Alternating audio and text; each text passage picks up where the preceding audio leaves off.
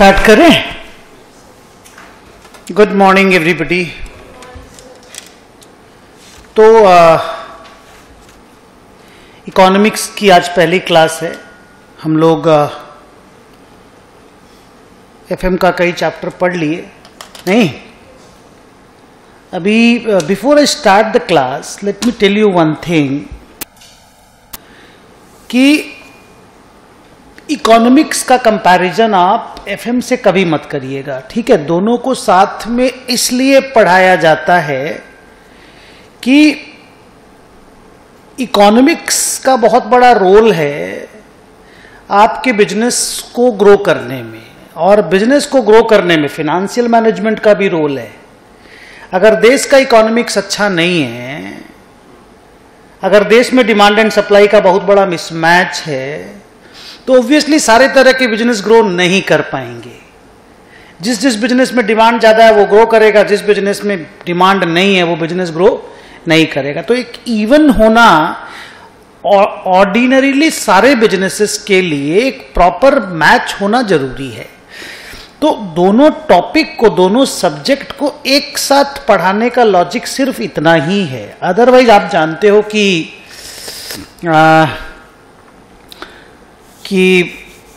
हम लोगों का जो ये सिलेबस है ये वो डिमांड सप्लाई वाला इकोनॉमिक्स नहीं है।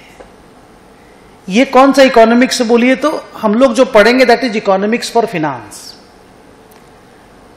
मतलब फॉरेन एक्सचेंज रिलेटेड कहानियां पढ़ेंगे हम लोग पढ़ेंगे GDP, national income related stories, नहीं समझे? हाँ, मैक्रो आप लोग मैक्रो और माइक्रो वर्ड समझते हैं?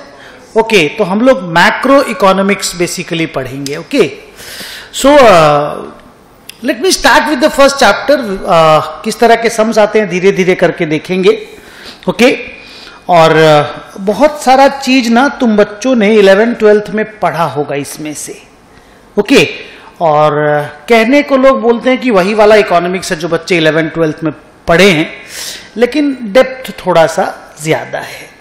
So let me start. आप कॉपी में लिखो डिटर्मिनेशन ऑफ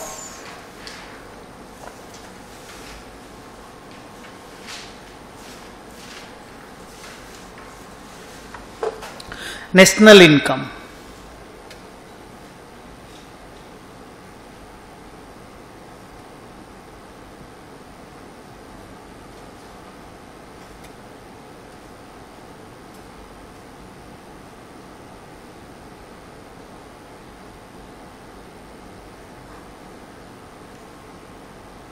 आप लोगों को बुक मिल गया है?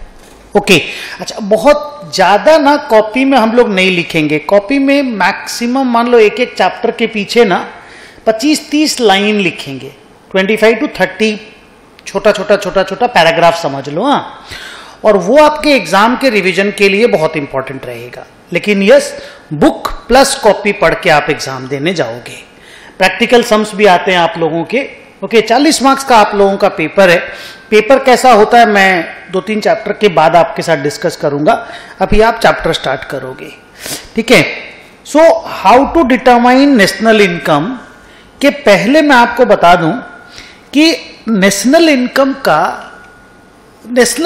को लेकर के 2 पैरामीटर बहुत पॉपुलर है। One is called GDP. नाम आप लोग सुने होंगे जीडीपी का, ऑलरेडी जानते नहीं होंगे कि जीडीपी निकलता कैसे है, क्या है, थोड़ा बहुत जानते भी हैं। कब सुने आप ये सब? ओके, तो डिटरमाइन भी करना सीखे थे। Okay, very good. तो जीडीपी और नेशनल इनकम दोनों सेम चीज नहीं है, दोनों सिमिलर बात करता है। जीडीपी में थोड़ा बहुत प्लस माइनस कर दोगे ना तो नेशनल इनकम बन के आ जाता है। ओके, सो कॉपी में लिखना स्टार्ट करो। पहला पॉइंट अपना लिखो।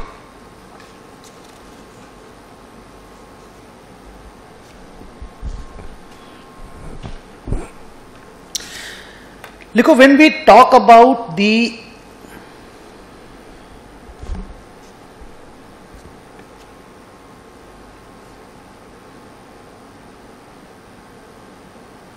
country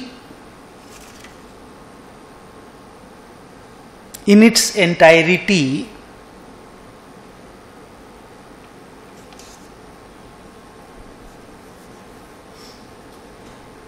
कॉमा करके लिखना, इट्स परफॉर्मेंस, ऐसी ठीक है, एक रहने दो, ठीक है, it's performance is measured by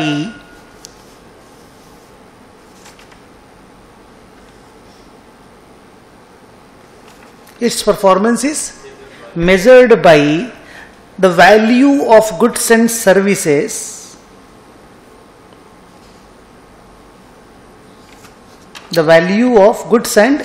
services produced by it. The value of goods and services produced by it. आप जब भी आप बात कोई भी न्यूज चैनल देखिएगा, कभी भी न्यूज़पेपर पढ़िएगा, कंट्री का ग्रोथ कैसे हो रहा है, कंट्री क्या कर रहा है, देखो एक इंडिविजुअल आदमी कैसे ग्रो कर रहा है, उसकी बैलेंस शीट देख लीजिए, उसका P&L देख लीजिए, उसका प्रॉफिट का परसेंटेज कैसे ग्रो कर रहा है, आप देख सकते हो। लेकिन जब कंट्री का बात आता है ना, तो आप फट से देखिए जीडीपी का बात आता है कि ओवरऑल कंट्री कैसे ग्रो कर रहा है, तो सीधा स्टोरी उसका जीडीपी कैसे ग्रो कर रहा है। हमारे यहां बोला जाता है कि our GDP is growing at the fastest rate at this point of time in the world. पूरी दुनिया में हमसे तेज कोई ग्रो नहीं कर रहा है। चाइना ने अपना ग्रोथ कर लिया, यूएस और यूरोपियन इकोनॉमीज ने अपना ग्रोथ उसके पहले ही कर लिया था। Now it's our time.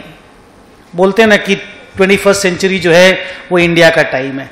तो हम लोग जिस रेट से ग्रो कर रहे हैं, तो हम लोग जिस रेट से ग्रो कर रहे हैं, हम लोग मतलब इंडिया जिस रेट से ग्रो कर रहे हैं, मीन्स हमारा जीडीपी जिस रेट से ग्रो कर रहा है, नहीं समझे? So GDP is the measure of national income, GDP is the measure of growth of a country. कल जब आप क्लास में आएंगे अगला शनिवार को, तो इंडिया का एग्जैक्ट जीडीपी कितना है, एग्जैक्ट जीडीपी, ये आपका होमवर्क है, लिख के रख लो कि हमको इंडिया का जी, लास्ट पेज में लिख लो। बहुत सारा काम इस तरह का देंगे, प्रैक्टिकली थोड़ा सा फील करोगे चीजों को तो अच्छा लगेगा। एग्जैक्ट जीडीपी कितने ट्रिलियन का है पता करिएगा, ठीक है? तो क्या लिखा बोलो बेटा? When we talk about the country as a whole, its performance is measured by the value of goods and services produced by it, full stop. This is popularly called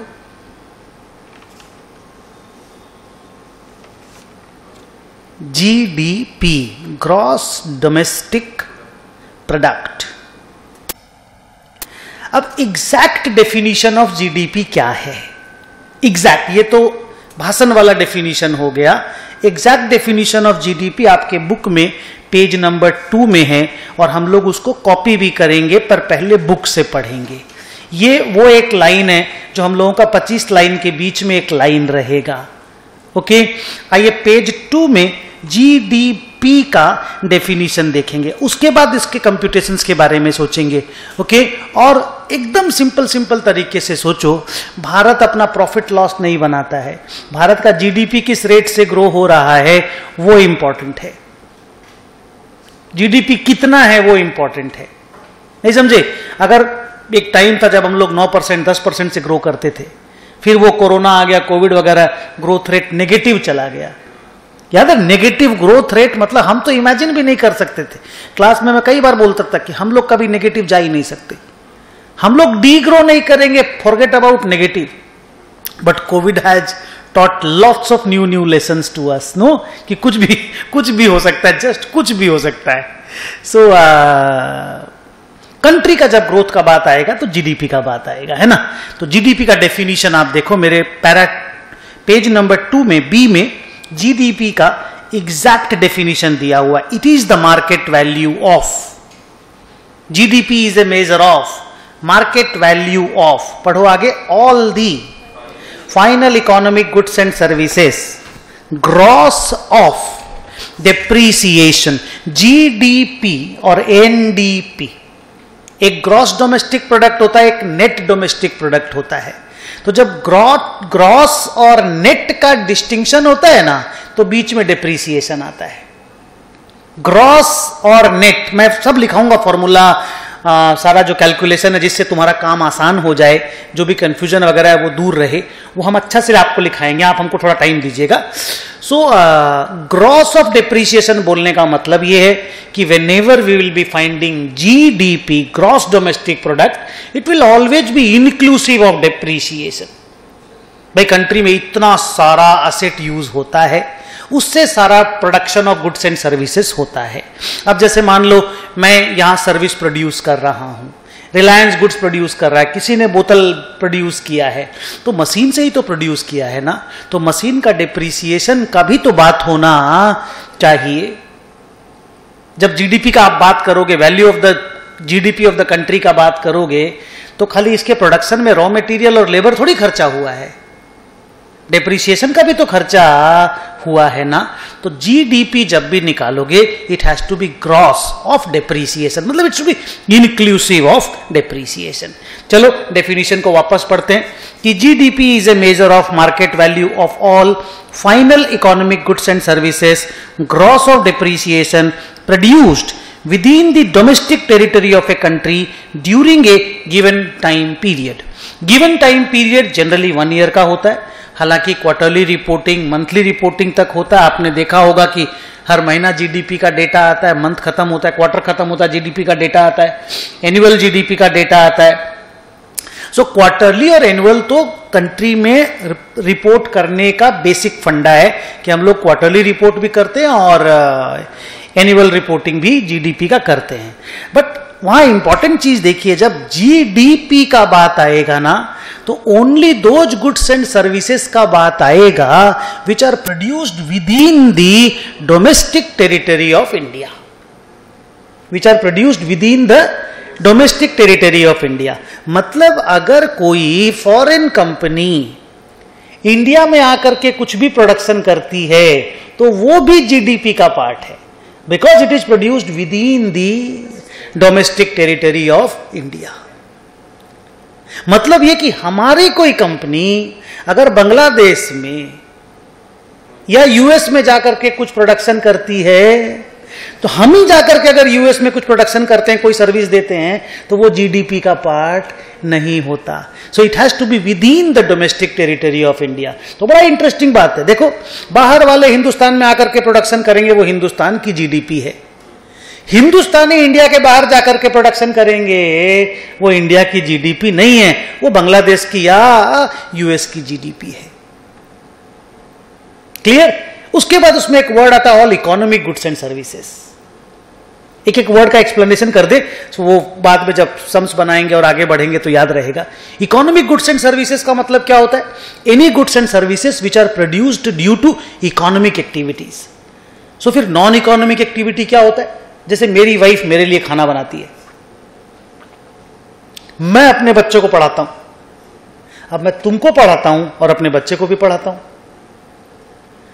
जब मैं तुमको पढ़ाता हूं तो आई am indulging in an economic activity, मैं money making कर रहा हूं, I am earning money, I am increasing my wealth.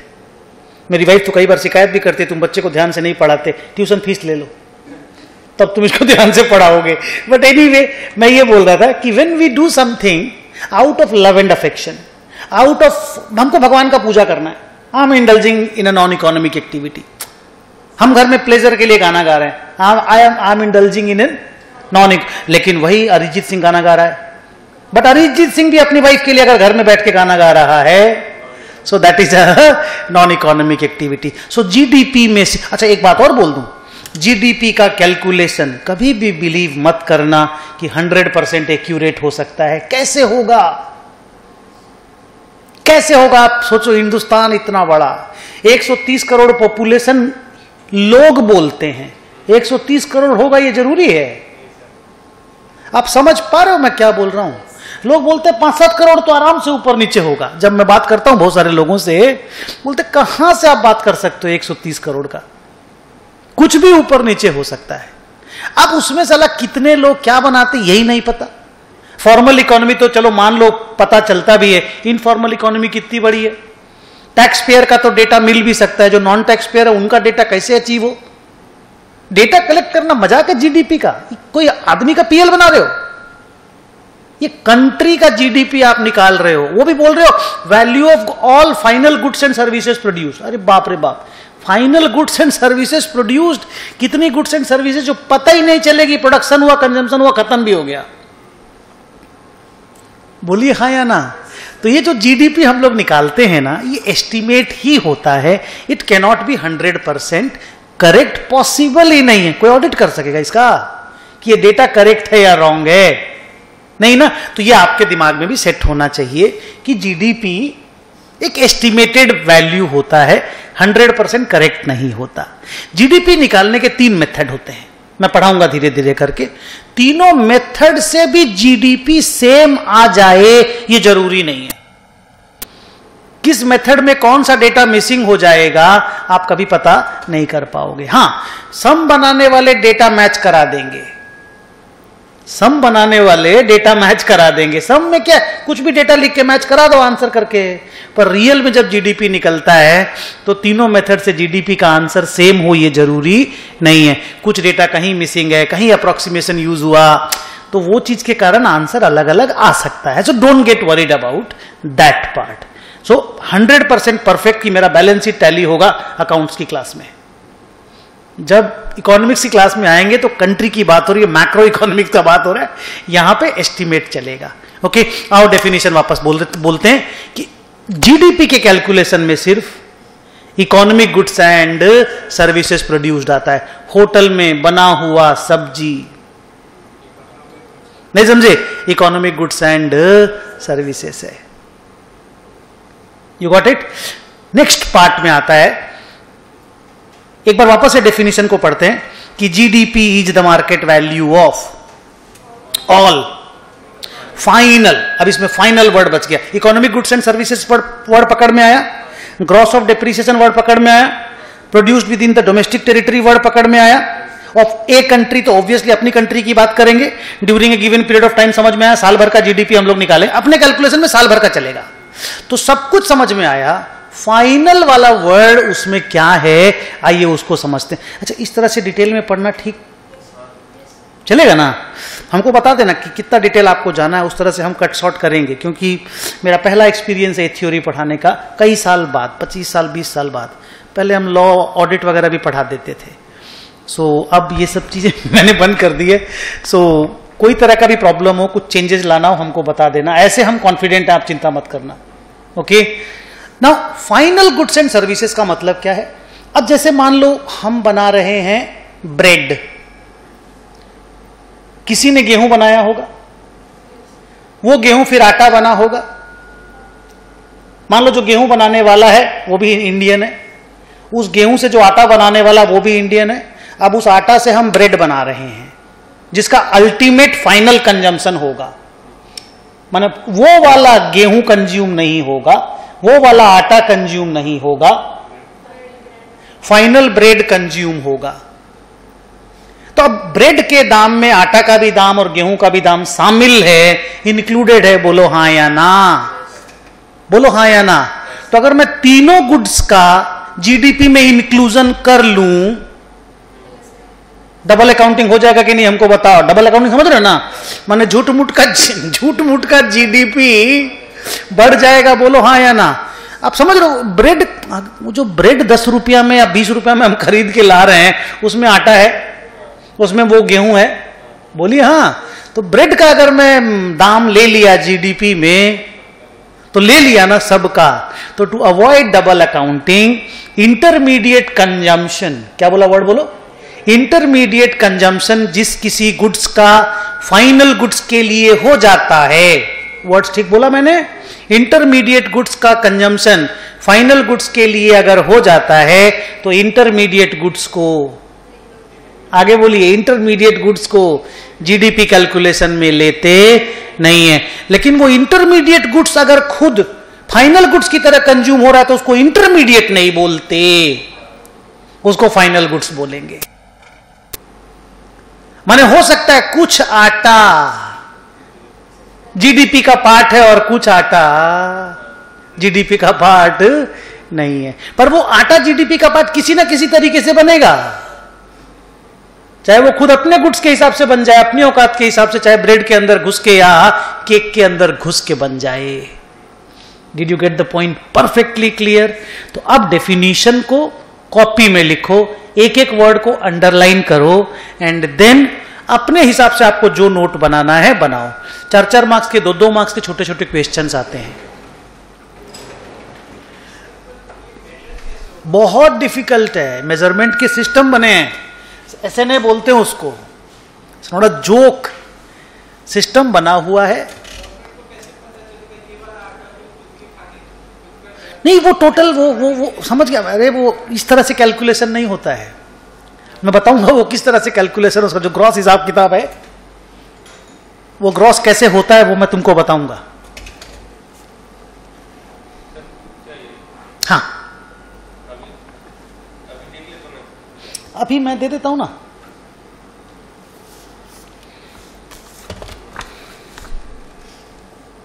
ये ले ले बेटा। आप कॉपी में कितना नंबर पॉइंट लिखोगे बेटा?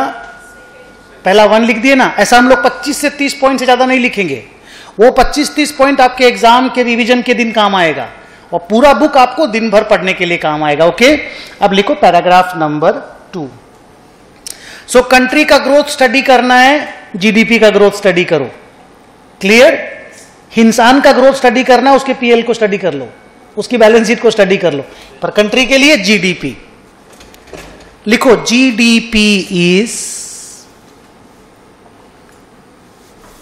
ए मेजर ऑफ, मेजर अमाउंट को बोलते हैं, is a measure of the market value of all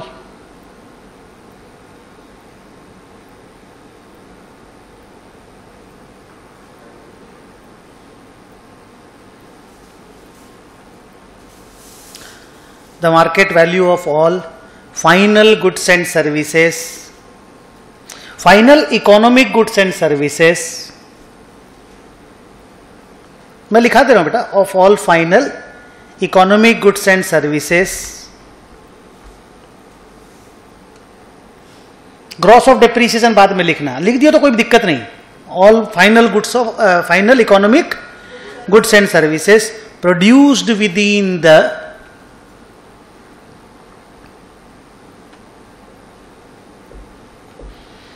domestic territory of India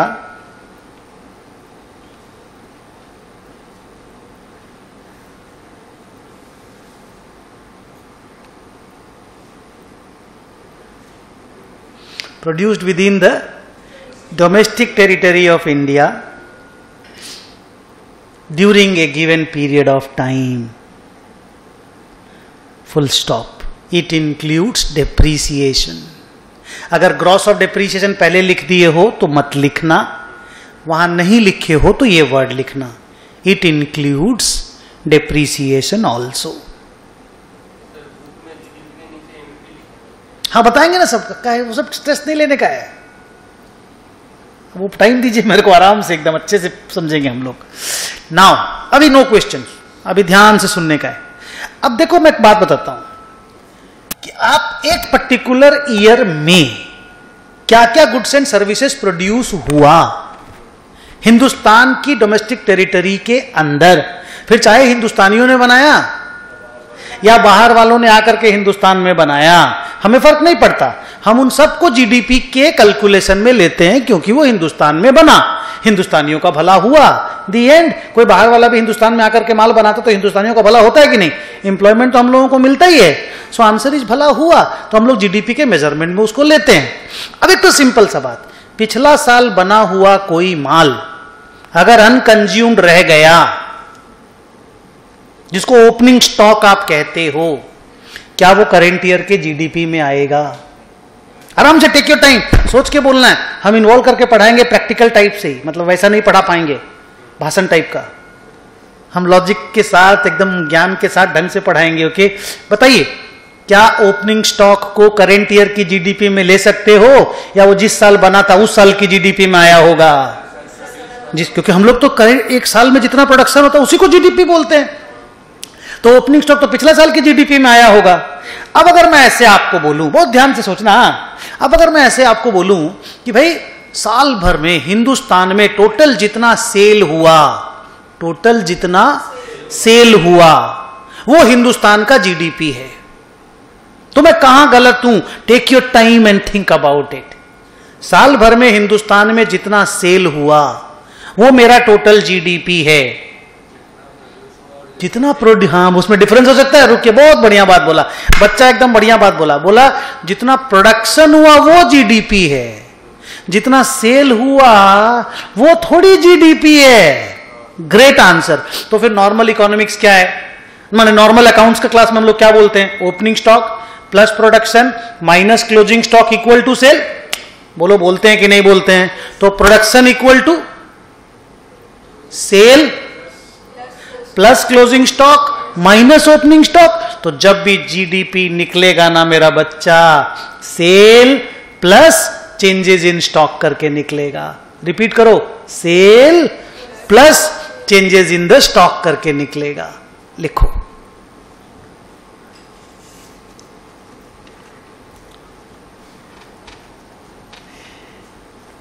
एक मिनट। हाँ, 3 नंबर पॉइंट में, ये 4 नंबर में आएगा। इसका थोड़ा बेस बना दें। हाँ, थोड़ा लिखने के पहले थोड़ा सा फाउंडेशन डाल दें। 3 नंबर में लिखो, there are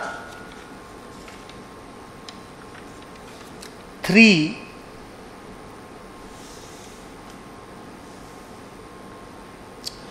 popular, there are 3 popular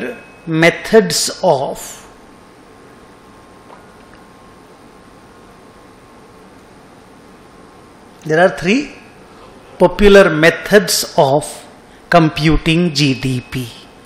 हम लोग जीडीपी डिटरमाइन करने का क्लास कर रहे हैं। 3 मेथड है जीडीपी कंप्यूट करने का। ABC करके तीनों मेथड के नाम लिख दो।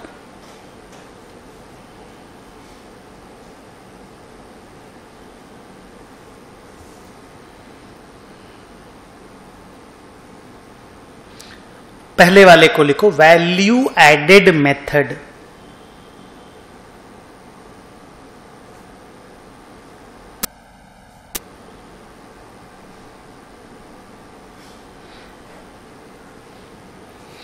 इसका और एक नाम है प्रोडक्शन मेथड या प्रोडक्शन साइड या प्रोडक्ट साइड।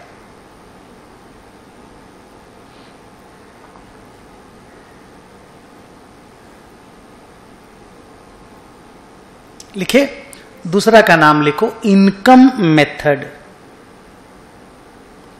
अभी एकदम मत सोचना इनकम मेथड के बारे में। हाँ, अभी हम आपको वैल्यू एडेड मेथड की तरफ से लेके जा रहे हैं। जैसे ही दोनों को हौच पौच करोगे आप एकदम बर्बाद हो जाओगे, आपको टेंशन हो जाएगा। ठीक है, तो एकदम साइड में रखना थोड़ी देर तक इसको। खाली नाम सुना रहे हैं अभी तुमको। तीसरे में लिखो expenditure method.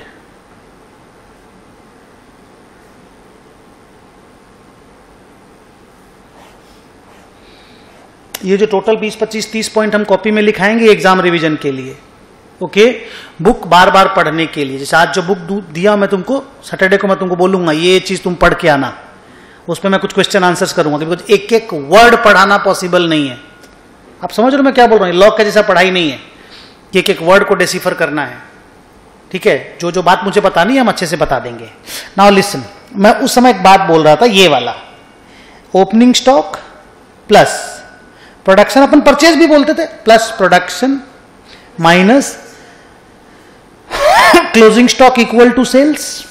Please exactly cost of goods sold मत बोलना, अकाउंट्स की क्लास में नहीं। वो माल बिक्री है ना, जितना ओपनिंग स्टॉक था, जितना हम बनाए, जितना क्लोजिंग स्टॉक बचा, बाकी माल बिक्री हो गया, इक्वल टू सेल्स बोल सकते हैं। तो फिर प्रोडक्शन जिसको जीडीपी बोलते हैं वो क्या क्या हुआ? बोलो, वो हुआ sales plus closing stock minus opening stock. Closing stock minus opening stock को जीडीपी वाले लोग बोलते हैं चेंजेस इन स्टॉक। रुक जाओ, अभी लिखोगे नहीं, सब चीज कॉपी में लिखना जरूरी नहीं है। वो 25 पॉइंट लिखो, सब कुछ बुक में है। ओके, अब प्रॉब्लम देखो मेरा छोटा सा। हम आपको बोले पूरे हिंदुस्तान में टोटल जितना माल बिक्री हुआ, पूरे हिंदुस्तान में टोटल जितना माल बिक्री हुआ वो सब सेल आ गया। और जितना माल बना और बिक्री नहीं हुआ वो चेंज इन द स्टॉक हो गया। बना और बिक्री नहीं हुआ, ऐसे तुम लोग बना और बिक्री नहीं हुआ, क्लोजिंग स्टॉक हुआ। पर क्लोजिंग स्टॉक के अंदर ओपनिंग स्टॉक को अगर इंक्लूडेड मान लें तो जो इन चेंजेस इन द स्टॉक है वो भी तो करंट ईयर में बना। सो गुड्स बना और बिक्री हो गया और गुड्स बना और बिक्री नहीं हुआ, चेंजेस इन द स्टॉक। उसमें ओपनिंग स्टॉक नहीं लेंगे क्योंकि वो पिछला बार बना था। अगर इन दोनों को ले लें तो प्रोडक्शन आ जाएगा। हमको बताओ, अब इसमें डबल अकाउंटिंग होने का डर है।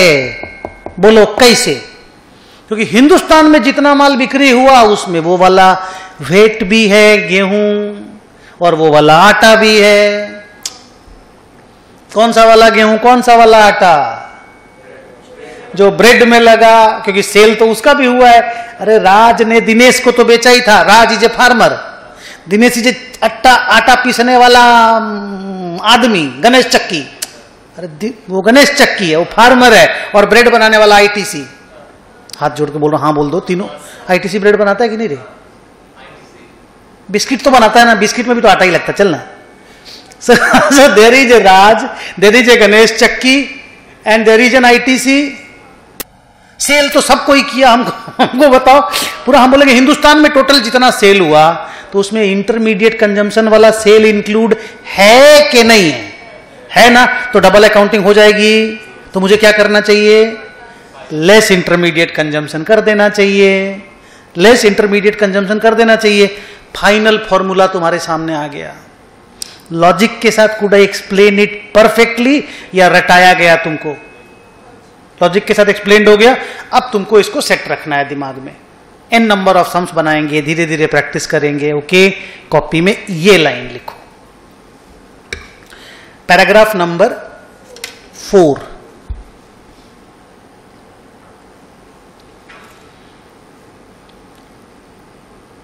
Value added method.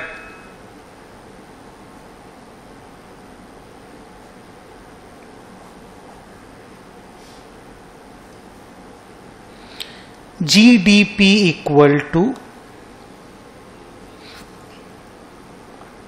एक बार नीचे में MP लिख देना। अभी थोड़ा देर के बाद हम MP का मतलब बता रहे हैं। GDP इक्वल टू, चलो 3 लाइन बताओ। 3, 1 2 तो यहां लिखे, तीसरा वाला साथ में बोलो। Sales plus changes in stock minus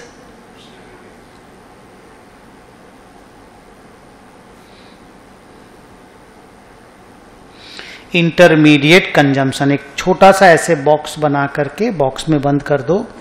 कम से कम 3 या 4 बार इसको जरूर देखिएगा।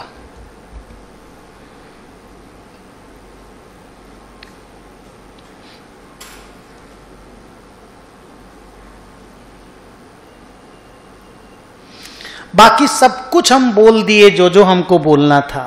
खाली एक लाइन जो मेरा काम है, हम रोज करते हैं लेकिन वो जीडीपी में इंक्लूड नहीं होता, and that is shares and debentures. ये जो purchase and sale of shares and debentures होता है ना, उसको गुड्स एंड सर्विसेज नहीं माना जाता। That is nothing produced. हमने कुछ बनाया नहीं समझे? That is neither a good nor a service. लेकिन उसी शेयर परचेज सेल में जो ब्रोकरेज होता है, जो ब्रोकर अपना सर्विस प्रोवाइड कर रहा है, वो उस सर्विस को जीडीपी में लिया जाता है।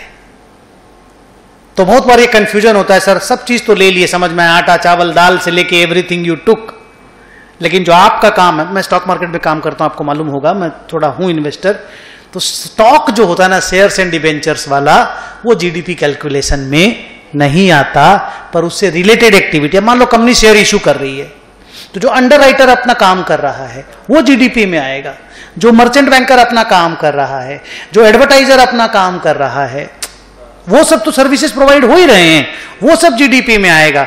पर जो शेयर और डिबेंचर है, कंपनी ने बेचा, सुदर्शन ने खरीदा, वो सेल नहीं है। हेलो, वो सेल नहीं है। ओके, तो खाली एक लाइन, और बाकी दुनिया में सब कुछ सेल है।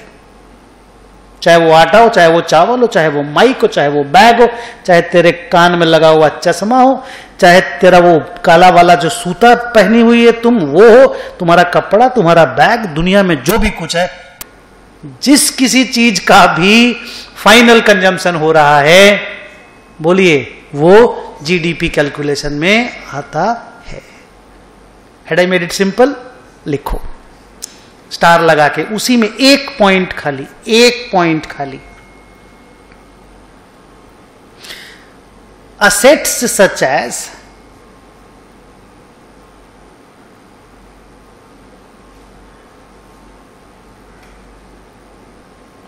such as shares and debentures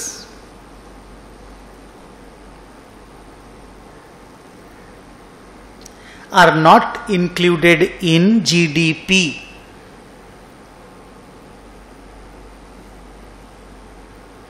क्योंकि यह माना जाता है कि nothing has been produced, neither goods nor services, कुछ भी ऐसा प्रोडक्शन या सर्विस, और आपको भी लगता होगा यार क्या हुआ, मतलब नथिंग हैज हैपेंड, कंपनी ने शेयर बांट दिए पब्लिक में।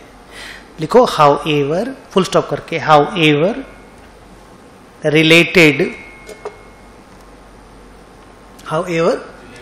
related services like brokerage fees etc. forms part of GDP.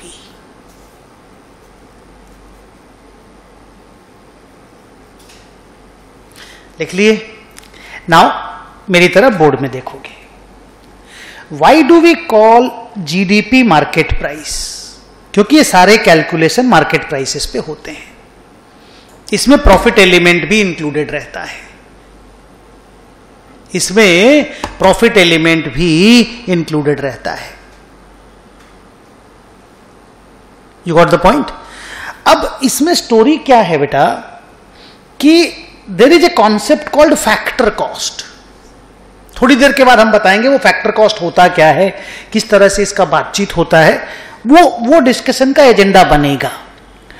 और नॉर्मल स्टोरी लाइन ये है कि आप जब जीडीपी निकालते हो तो वो मार्केट प्राइस पर ही निकलता है। Okay, that is computed on the final sales value of the final goods and services produced, उसके बेस पे जीडीपी निकलता है। अब आप हमको ये बताओ कि ये तो इस तरह से वैल्यू एडिशन साइड से निकाल दिए, फाइनल गुड्स ले लिए, तो आटा का प्रोडक्शन का कॉस्ट, गेहूं का प्रोडक्शन का कॉस्ट, ब्रेड का प्रोडक्शन का कॉस्ट, सभी कुछ उसके अंदर घुस गया। ठीक है ना? एक चीज सोचो कि इसी का दूसरा और तीसरा तरीका भी है कंप्यूटेशन का। जो दूसरा तरीका मैं आपको बोल रहा था इनकम मेथड वाला, उसमें क्या करेंगे कि इसी चीज को बनाने के लिए जिसको जिसको जो जो मिला, जिसको जिसको जो जो इनकम हुआ, उसको भी जोड़ देंगे तो जीडीपी नहीं निकलेगा क्या? Just think about that. आज ये किसके किसके मेहनत से ये गुड्स एंड सर्विसेज बना होगा? इंप्लॉइज लोगों का मेहनत लगा होगा, बोलिए हाँ या ना? इंप्लॉइज लोगों का मेहनत लगा होगा। जिस जगह पे वो बना होगा उन सारा जगह का रेंट का खर्चा लगा होगा। किसी का तो वो प्रॉपर्टी होगा जिसका रेंट का बातचीत हुआ होगा, किसी का तो पैसा ब्याज पे लगा होगा जिसका इंटरेस्ट का खर्चा लगा होगा। जस्ट थिंक, कोई तो ओनर होगा जिसका प्रॉफिट का पैसा लगा, प्रॉफिट के ही, जिसको अपन कॉस्ट ऑफ इक्विटी बोलते थे एफएम की क्लास में। एक हुआ इंटरेस्ट का पैसा, एक प्रॉफिट का भी पार्ट हुआ होगा, कोई तो कमाया भी होगा, ओनर जिसको बोलेंगे बिजनेस का। यस और नो? और तुम सोचो ऐसा भी तो होता होगा कि कई बार कई जगह पे, जैसे हम लोग बिजनेस में खुद परफॉर्म भी करते हैं, माने इंप्लॉई भी हैं और ओनर भी हैं। आप फॉरगेट अबाउट अनुपम मेरा इंप्लॉई, हाँ, मेरे बारे में सोचो, क्या हम खुद ही अपनी कंपनी के लिए काम नहीं कर रहे हैं? एक चार्टर्ड अकाउंटेंट बेचारा खुद ही सीए फर्म के लिए काम करता है कि नहीं करता है? उसी का सीए फर्म है कि नहीं, आप पार्टनरशिप में बेहतर समझोगे इस चीज को। वो पार्टनर लोग खुद मेहनत करते हैं कि नहीं करते हैं, यस और नो। तो कई बार जब लेबर और प्रॉफिट में डिस्टिंक्शन करना मुश्किल हो जाता है, क्या बोला फिर से, लेबर और प्रॉफिट में, और ओनर ही लेबर वाला काम भी करता है, तो उसके लिए कॉन्सेप्ट डेवलप हुआ मिक्स्ड इनकम। क्या कॉन्सेप्ट डेवलप हुआ, मिक्स्ड इनकम। तो अगर उन सबको भी जोड़ दें तो क्या यही जीडीपी नहीं निकल करके आ जाएगा? अरे इन्हीं ये सब का पेमेंट जिसको जिसको हुआ, ये सब का पेमेंट जिसको जिसको हुआ, वो सब भी तो टोटल में मिला दें तो जीडीपी का हिस्सा बन जाएगा। वो दूसरा वाला method, we call it income method. Okay, थोड़ा बहुत इनडायरेक्ट टैक्सेस के बारे में जानते हो? इनडायरेक्ट टैक्सेस के बारे में क्या होता है? इनडायरेक्ट टैक्सेस प्रोडक्ट और प्रोडक्शन के ऊपर लगने वाले टैक्सेस को इनडायरेक्ट टैक्सेस बोलते हैं। सब्सिडीज के बारे में जानते हो? गवर्नमेंट जो सब्सिडीज देती है, क्या आपको मालूम है डीजल पेट्रोल सब सब्सिडी पे बिकता? अब थोड़ा सा सरकार ने फ्री कर दिया है, अदरवाइज गैस मुझे याद है 50% 60% सब्सिडी पे बिकता था। अब तो पूरा नॉर्मल मार्केट प्राइस पे बिकने लग गया, और सब्सिडी जो है सरकार बैंक के अकाउंट में डालने लग गई। कर दिया ना ऐसा काम सरकार ने, तो कई लोगों ने वो गैस की सब्सिडी लेना छोड़ दिया। यस और नो? कॉपी में लिखो।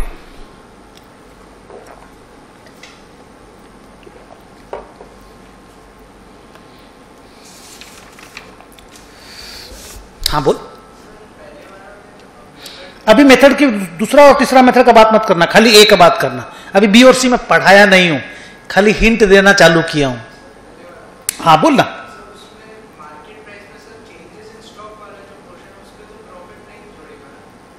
नहीं, ये सब स्टॉक सब भी मार्केट प्राइस पे वैल्यू होता है। ये कॉस्ट और NRV which ever is lower का कहानी नहीं है, नहीं समझे? ये normal everything is measured eight market prices, इसीलिए तो नाम है जीडीपी एमपी। नीचे कितना नंबर पैरा लिखोगे बोलो तो? 5 नंबर लिखो। Indirect taxes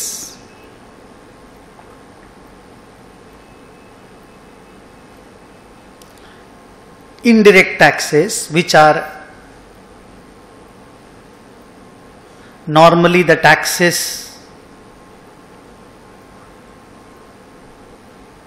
related to production and product,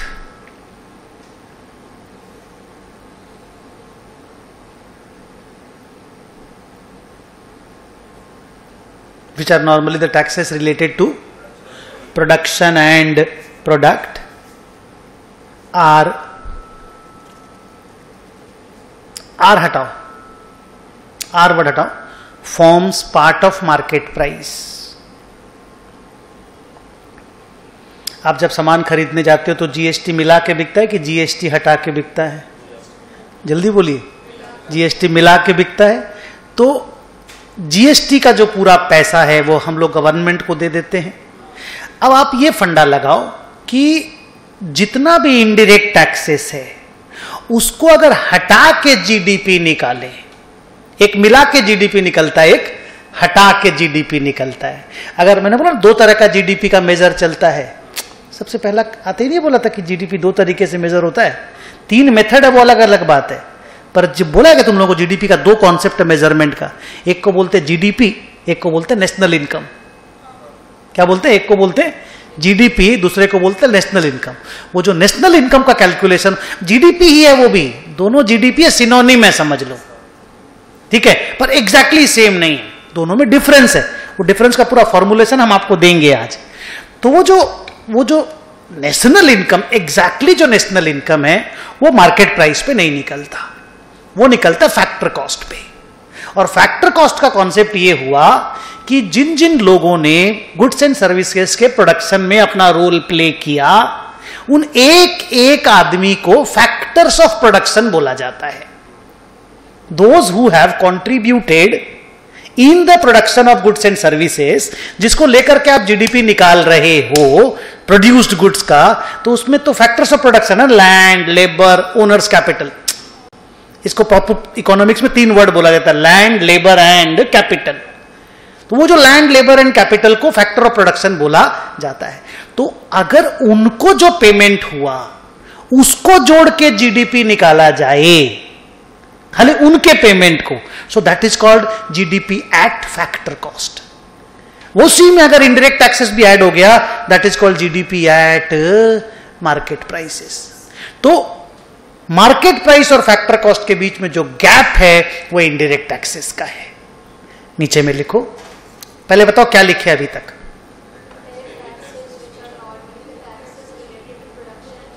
good, हाँ, forms part of market price. नीचे एक छोटा सा स्टार लगा के, प्रोडक्शन टैक्सेस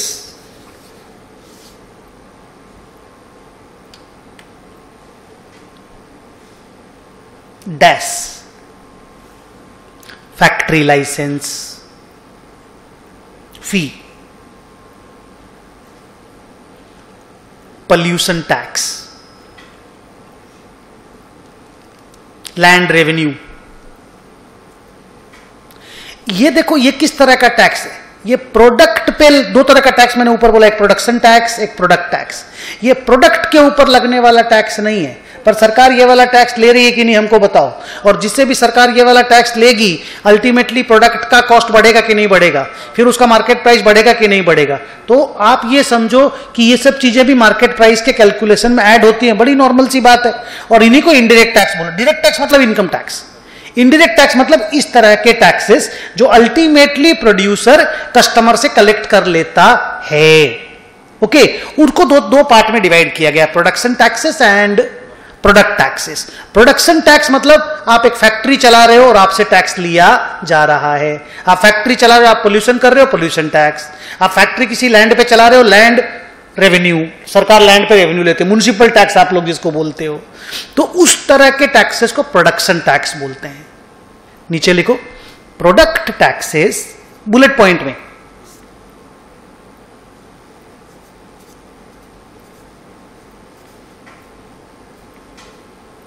क्या लिखा? Product taxes are GST and excise duty.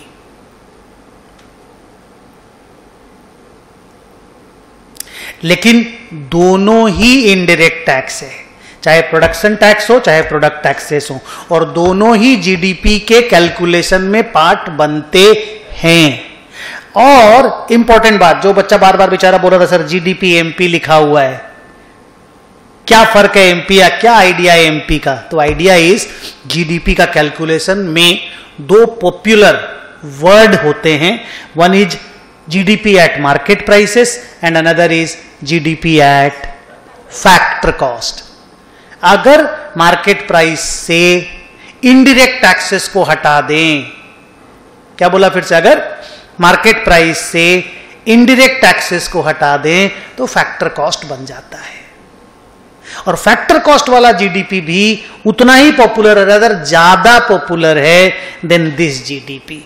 GDP MP से ज्यादा पॉपुलर है नेशनल इनकम, और नेशनल इनकम का कंप्यूटेशन फैक्टर कॉस्ट पे होता है। उसमें और भी मैं चेंजेस करूंगा धीरे धीरे करके, बट मेरा बात पकड़ में आया? नीचे लिखो उसी पॉइंट में, हाँ हेडिंग क्या दी हो, माने पैरा का स्टार्टिंग कहां से हुआ? इनडायरेक्ट टैक्सेस, वहां अंडरलाइन कर दो इनडायरेक्ट टैक्स को खाली। नीचे लिखो government gives subsidies also.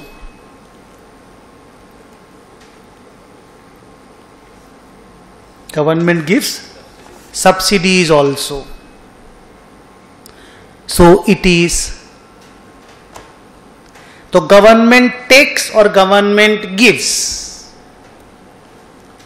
Government takes what? Government gives what? Takes taxes, give subsidy.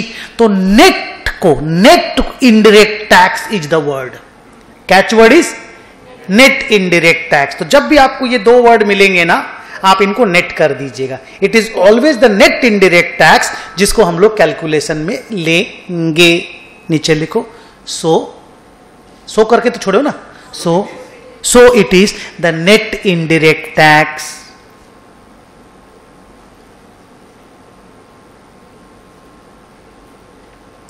which needs to be deducted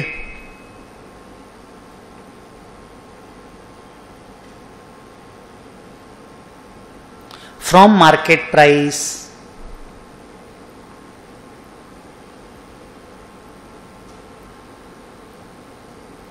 बोलिएगा from market price to get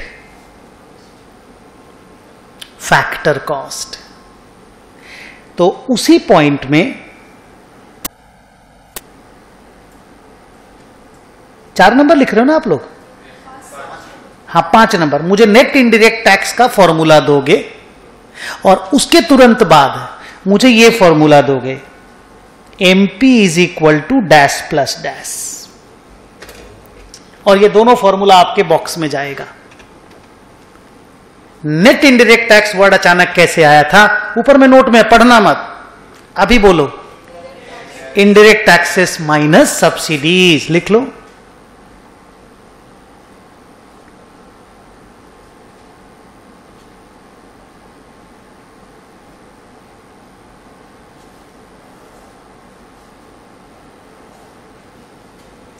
तो बच्चों बस ये ध्यान दे देना, कभी भी आपको अगर दोनों फिगर एक साथ मिला एक क्वेश्चन में, तो आपका जिम्मेदारी है कि उसको नेट कर लेना, ठीक है?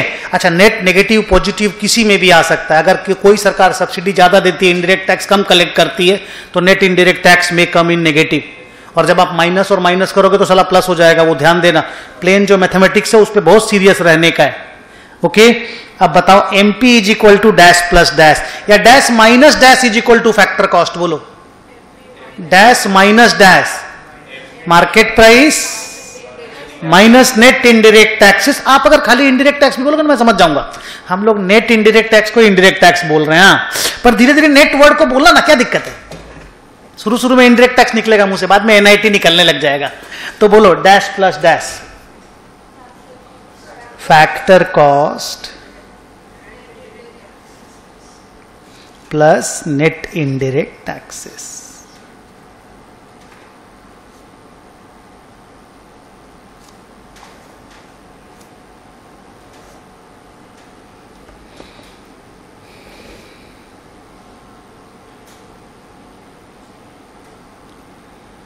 अब बार बार ना वो उल्टा वाला एक ही फॉर्मूला हम लिखाएंगे, हम ये फॉर्मूला नहीं लिखाएंगे कि factor cost is equal to market price minus net indirect tax. मेरे बुक में लिखा भर के ऐसे करके, जो काम का 6 या 7 है ना, खाली उतना ही लिखेंगे, बाकी हम लोग ना उसी से डिराइव करेंगे। यू कांट रिमेंबर 100 फॉर्मूलास, नहीं समझे? आपको उसी में से 6-7 फॉर्मूला ऐसा ऐसा हम लिख के दे देंगे जिससे आपका सारा काम हो जाएगा। नॉर्मल तो बुद्धि है रे बाबा, 18-19 साल के हो गए हम लोग, तो हम लोग उस तरह से पढ़ेंगे, ओके? ऑल फॉर्मूला जो बुक में रटेंगे नहीं, ओके? नाउ लिसन,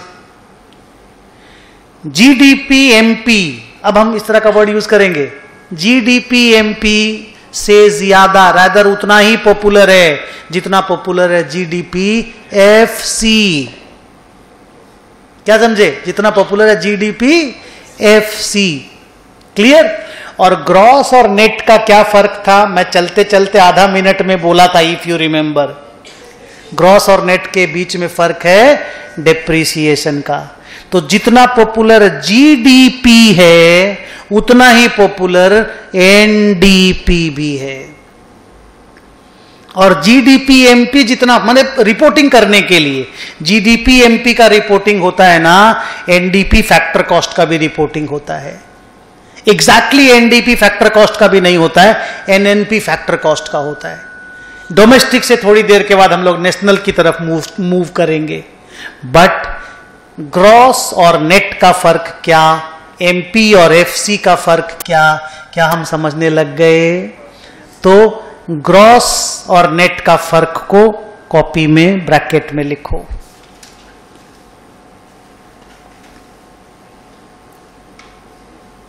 कितना नंबर पॉइंट है अभी?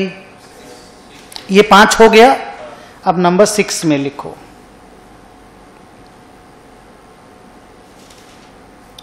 Gross is equal to net plus depreciation.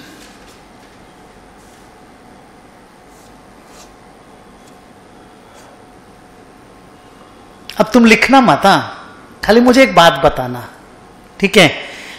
Don't see the copy again, just let's check कि हम लोग कुछ सीखे हैं कि नहीं सीखे। अगर मैं आपको बोलूं कि मेरे पास जीडीपी एमपी है, 14,000 करोड़ रुपया का जीडीपी एमपी है, मेरे को एनडीपीएफसी निकालना है, कौन छोटा है कौन बड़ा है? एवरीथिंग पॉजिटिव है, कोई चीज नेगेटिव में नहीं है क्वेश्चन में, एवरीथिंग पॉजिटिव में है। इन दोनों में कौन बड़ा कौन छोटा है? GDP MP.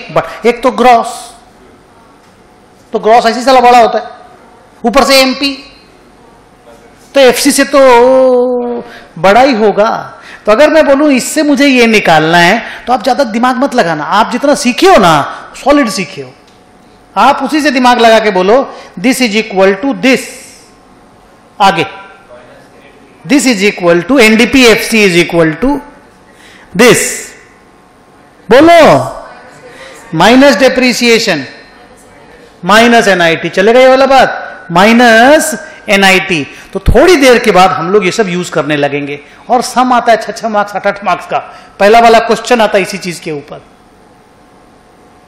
तो अपन कुछ ज्यादा नहीं सीखे, अपन ये सीखे gross equal to net plus depreciation.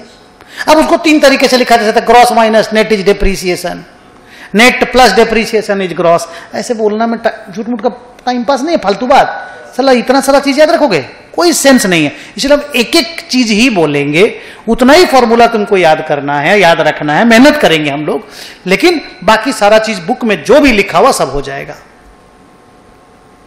Agreed? Great. तो एक बार आप खाली मेरे लिए, मेरी कॉपी के लिए बता दो, NDPFC is equal to GDPMP minus depreciation minus NIT. Thank you NIT word use करने के लिए, क्योंकि हम एनआईटी वर्ड ही यूज करते हैं। कौन नेट इनडायरेक्ट टैक्स लिखते वक्त नेट इनडायरेक्ट टैक्स लिखेंगे, पर क्लास में तो एनआईटी यूज कर लेंगे। डन। अब कॉपी में लिखो, माने एक लेवल ऑफ डिस्कशन कंप्लीट होगा ये लिखने के बाद।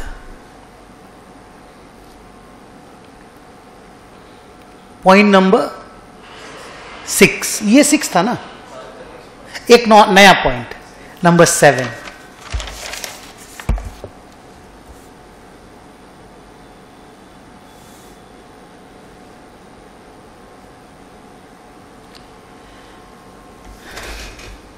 देखिए, देर इज अनदर वे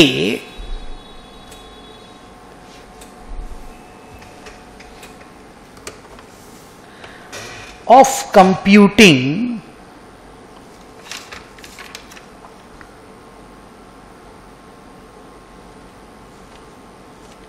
क्या लिखा बोलो? there is another way of computing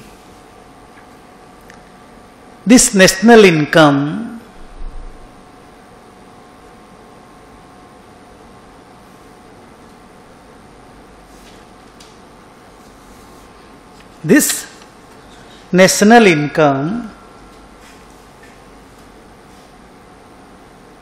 by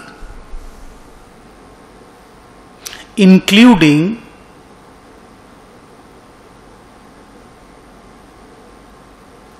क्या लिखा? by including the net factor income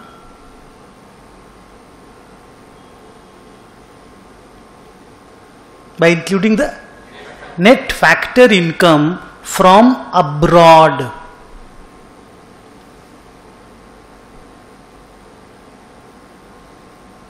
क्या लिखा? by including the net factor income from abroad. Full stop कर दो, अभी कुछ वहां पे कोशिश मत करो पढ़ के समझने का, मुझे अपना टाइम थोड़ा सा दे दो, उसके बाद देखो चीजें एकदम सामने आ जाएंगी अच्छे से। अब तुम ऐसे समझो कि कोई बाहर का बंदा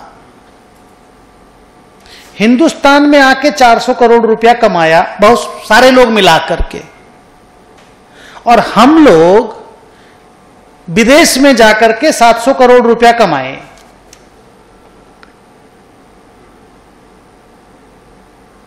बोलिए हाँ।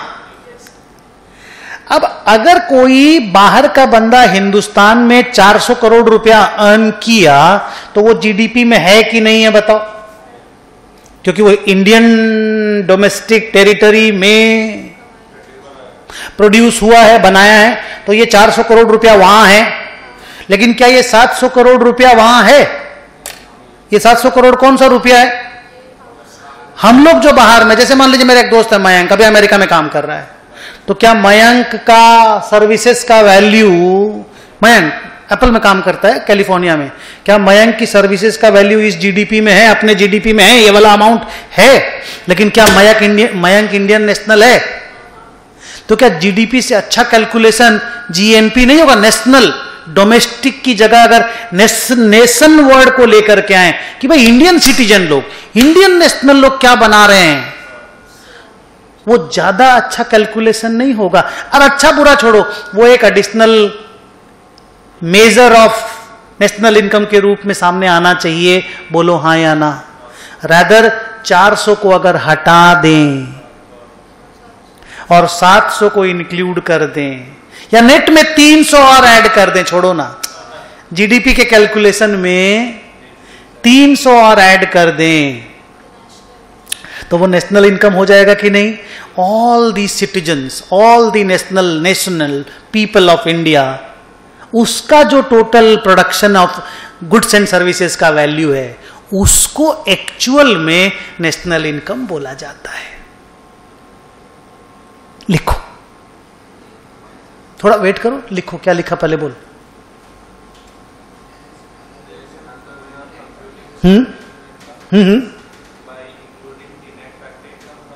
हाँ लिखो, national income is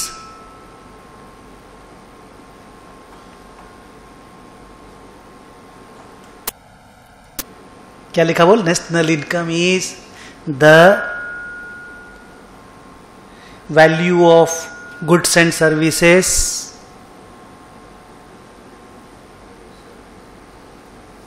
national income is the value of goods and services produced in India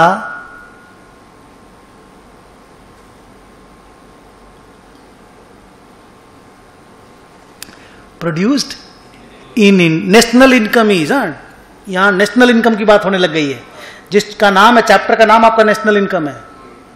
so national income is the value of goods and services produced in India, तो डोमेस्टिक का बात हुआ अभी, plus the net factor income from abroad,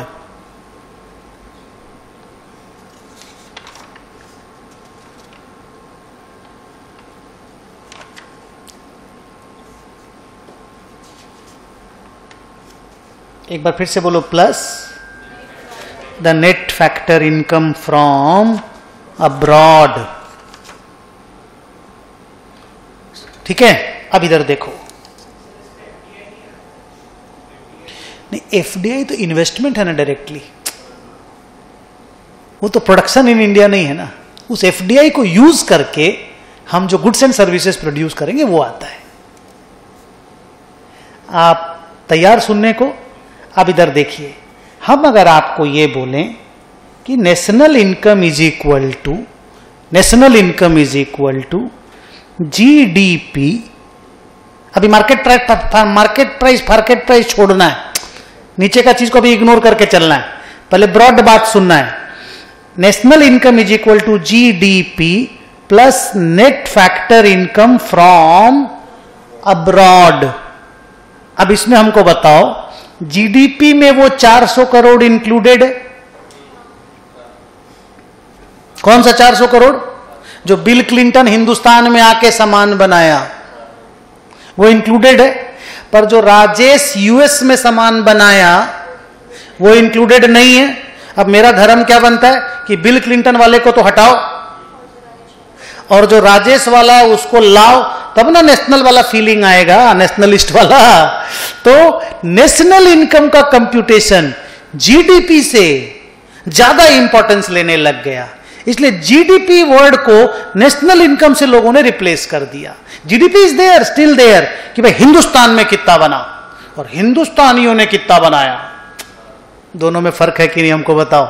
Hindustan में कितना बनाई GDP, हिंदुस्तानियों ने कितना बनाया इज नेशनल इनकम। एकदम सिंपल करके रख दिया आपके सामने। तो अगर मैं ये बोलूं कि हिंदुस्तान में जितना बना माइनस हिंदुस्तान में नॉन हिंदुस्तानी ने जितना बनाया प्लस हिंदुस्तानियों ने बाहर में जितना बनाया, उसको अगर मैं ऐड कर दूं तो नेशनल इनकम आ जाएगा। तो वो जो दो है ना 700 और 400, उस दोनों को नेट करके इकोनॉमिक्स में डिस्कस होता है। भाई 400 माइनस करना है, 700 प्लस करना है, तो 300 प्लस करना है, बोल दो ना रे बाप। ऑटोमेटिकली 400 हट के 700 प्लस नहीं हो जाएगा क्या? तो उसकी जगह 300 प्लस करने को बोला जाता है कि NFIA निकालो, जीडीपी निकाल लो। हेलो, जीडीपी निकाल लो, उसमें net factor income from abroad को ऐड कर दो, अपने आप नेशनल इनकम आ जाएगा। तो नेशनल इनकम का साले का डेफिनेशन ही वैसे ही दिया गया कि value of all the goods and services produced within the domestic territory of India plus net factor income from abroad. अब मेरा फंडा एकदम ठीक, हिंदुस्तान में जो बना वो जीडीपी और हिंदुस्तानियों ने जो बनाया वो नेशनल इनकम। चलेगा ये दोनों वर्ड? तो कहीं पे भी अपनी कॉपी में इस तरह का एक सेंटेंस बंगाली में, हिंदी में, जैसे भी लिख लो, तेरा काम है, लिख लो, तेरे लिए है ये। हिंदुस्तान में जो बना वो जीडीपी, हिंदुस्तानियों ने जो बनाया वो नेशनल इनकम।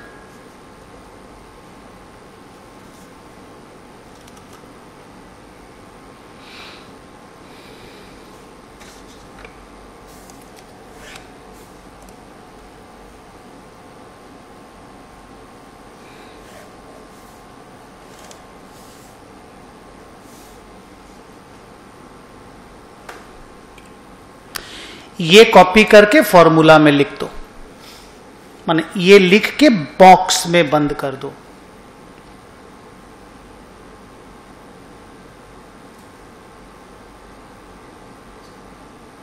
सुनना ऐसे, ये अच्छा ठीक है, ये लिख लो, चले। अब एक तो वर्ड बोल रहा हूं, ऐसे पॉपुलर बनाओ जैसे तुम लोगों ना ग्रॉस और नेट के बीच में डेप्रीसिएशन है। हेलो, ग्रॉस और नेट के बीच में कौन है? डेप्रीसिएशन है। और मार्केट प्राइस और फैक्टर कॉस्ट के बीच में कौन है? मार्केट प्राइस और फैक्टर कॉस्ट के बीच में नेट इनडायरेक्ट टैक्स। वैसे ही डोमेस्टिक और नेशनल के बीच में कौन है? NFIA। डोमेस्टिक और नेशनल के बीच में है NFIA। तो आप ऐसा एक वर्ड बना लो, नेशनल इज इक्वल टू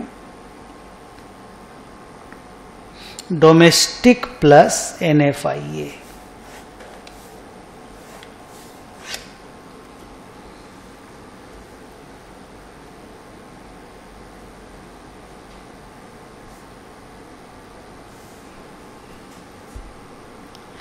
ये आपको लिखना नहीं है, ये आपको लिखना नहीं है, आपको बोलना है। वर्ड देखो, नेट, नेशनल, प्रोडक्ट तो प्रोडक्ट, वहां भी मैं प्रोडक्ट ही बोलूंगा, और FC फैक्टर कॉस्ट। और सुनो, मेरा बेस बन रहा है GDP MP। अगर मैं GDP MP से स्टार्ट करूं और NNP-FC, मुझे ये वर्ड चलेगा ना, NNP-FC मुझे निकालना है, तो कैसे स्टेप बाय स्टेप मूव करेंगे? देखो, पहले ग्रॉस और नेट, तो माइनस। बहुत बढ़िया बेटा, thank you, you learned it, you will be able to understand the chapter, I am happy. अब डोमेस्टिक और नेशनल, मुझे नेशनल में जाना है, प्लस NFIA। बेटा जानते हो ये NFIA माइनस भी हो सकता है। बोलो कब? अगर मयंक US में कम प्रोडक्शन करता है और बिल क्लिंटन इंडिया में ज्यादा, तो NFIA माइनस नहीं हो जाएगा? Net income from abroad net negative में नहीं आ जाएगा बेटा? तो उसके लिए मेंटली तैयार रहिएगा। कोई जरूरी नहीं कि NFIA साला पॉजिटिव ही हो, ओके? बट आप लिखिएगा प्लस NFIA। प्लस NFIA करते वक्त NFIA खुद ही नेगेटिव अगर हुआ तो ऑटोमेटिकली माइनस हो जाएगा। तो अपन देख बेटा, ग्रॉस से नेट में पहुंचे डेप्रीसिएशन माइनस करके, डोमेस्टिक से नेशनल में पहुंचे NFIA ऐड करके, मार्केट प्राइस से फैक्टर कॉस्ट में कैसे पहुंचेंगे? नेट इनडायरेक्ट टैक्स माइनस करके। ये बेटा ये भी नेगेटिव में हो सकता है। अगर सब्सिडी ज्यादा हुआ और टैक्सेस कम हुआ तो नेट इनडायरेक्ट टैक्स माइनस में हो सकता है। ये डरावना है, बच्चे लोग बेचारे वहीं तो गलती करते हैं। हाँ, वो माइनस माइनस प्लस माइनस वो सब फंडा रहेगा, वो इग्नोर करने लायक बात नहीं है। बट आपका जो बेसिक कैलकुलेशन है वो यहां पे टिकेगा। और इतना सारा क्वेश्चन एग्जाम में आता है इसको लेकर के कि मत पूछो। क्या ये फॉर्मूला याद करना है या हम लोग खुद ही निकाल लिए? क्या हम लोग का लेक्चर इस तरह से नहीं हुआ?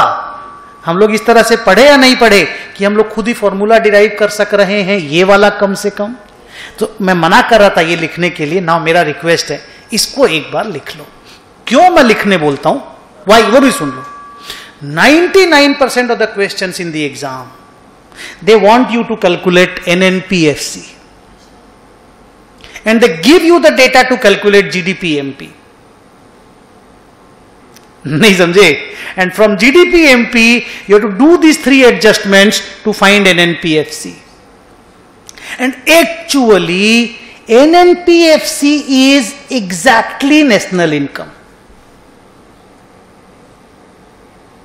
कई बार मैं बोलता हूं national income, national income, national income. Chapter का नाम भी देखो नेशनल इनकम है और पढ़ाई जीडीपी बोला जा रहा है। जीडीपी खुद नेशनल इनकम नहीं है, जीडीपी से नेशनल इनकम निकलता है। बट दोनों बहुत सेम, मतलब सेम ही बात कर रहा है, थोड़ा मोड़ा इधर उधर। यस और नो हमको बताओ, थोड़ा मोड़ा ही तो इधर उधर रहे बाबा, बाकी तो जीडीपी और नेशनल इनकम में मेन कॉन्स्टिट्यूएंट तो सेम ही है। कोई बोले नेशनल इनकम जीडीपी, बोलना हां। कोई बोले नहीं नहीं जीडीपी में कुछ प्लस माइनस करके नेशनल इनकम आता, बोलना हां, क्योंकि तुमको अब सारा बात अंदर तक का मालूम चल गया है कि exactly national income is this NNPFC boys. And then what is GDP-MP?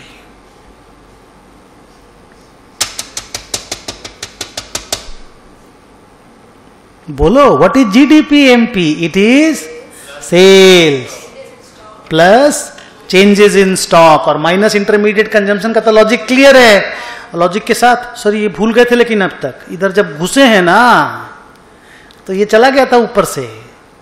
बोलो हाँ, क्योंकि सर इतना ना अभी अब हम लोग इन्वॉल्व हो गए, थ्योरी को भी साला प्रैक्टिकल के जैसा पढ़ रहे हैं। नहीं तो मेरा तो जात जाएगा नहीं ना, मैं तो प्रैक्टिकल सब्जेक्ट का टीचर हूं। सो कैसे इंटरेस्ट लाया जाए मैं कोशिश कर रहा हूं। हम लोग 1 घंटा 15 मिनट पढ़ लिए, ठीक ठाक समझ में आया? जो पढ़े ठीक ठाक है ना? नाउ मैं आगे चलता हूं। What had we learned today in this last 1 hour and 15 minutes? कि बेसिकली हिंदुस्तान की डोमेस्टिक टेरिटरी में कोई भी गुड्स एंड सर्विसेज प्रोड्यूस हो वो जीडीपी कैलकुलेशन में आती है। जीडीपी कैलकुलेशन में 3 मेथड चलते हैं, वैल्यू एडेड यानी product side method, income side method और expenditure side method. Income side और एक्सपेंडिचर साइड को अभी मैंने नहीं पढ़ाया, खाली हिंट देना चालू किए थे, अभी नहीं पढ़ाए। प्रोडक्शन साइड मेथड में या प्रोडक्ट साइड मेथड में फॉर्मूला जीडीपी निकालने का है सेल्स, हिंदुस्तान में टोटल जितना माल का सेल हुआ plus changes in the stock minus intermediate consumption.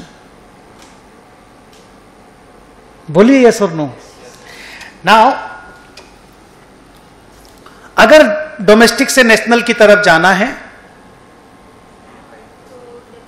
नहीं डोमेस्टिक से नेशनल की तरफ, डोमेस्टिक से नेशनल की तरफ जाना है, NFI ऐड करना है। NFI हम लोग यही मान के चलेंगे हिंदुस्तानी उधर ज्यादा प्रोडक्शन करते हैं, ठीक है? तो अब सोचे ना इंदिरा नूई वहां पे, हम लोग की लेडी, कितने अमेरिकन यहां पे, तो हम ही लोग ज्यादा काम कर रहे हैं ना वहां पे। आइए, डोमेस्टिक से नेशनल की तरफ जाना हो तो NFIA, ग्रॉस से नेट की तरफ जाना हो तो डिप्रीसिएशन, मार्केट प्राइस से फैक्टर कॉस्ट की तरफ जाना हो तो net indirect tax, full stop. Last, NNP, net national product at factor cost, is exactly national income. That is exactly national income. कई बार इंस्टीट्यूट बोलेगा कंप्यूट नेशनल इनकम, वो साला बोलेगा ही नहीं NNPFC। तुमको जब वो NNPFC बोल देगा ना तो तुम स्ट्रांग हो जाएगा। हाँ, अब मेरे को दो ना डेटा, साला हम निकाल के देंगे। लेकिन वो तुमको नेशनल इनकम बोलेगा ना तो तुम पहले परेशान हो जाएगा, साला है क्या चीज है। क्योंकि सर तो GDP पढ़ाते वक्त भी नेशनल इनकम बोलते थे, नेशनल इनकम पढ़ाते वक्त भी सब में तो नेशनल इनकम, चैप्टर का नाम ही है नेशनल इनकम। तो एग्जैक्टली नेशनल इनकम जब इंस्टीट्यूट क्वेश्चन पूछेगा तो उसका मतलब क्या है? Answer is this, means this, no argument. Copy में वहां लिखो,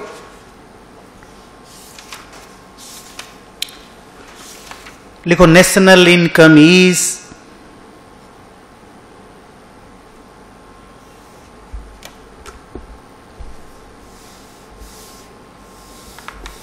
exactly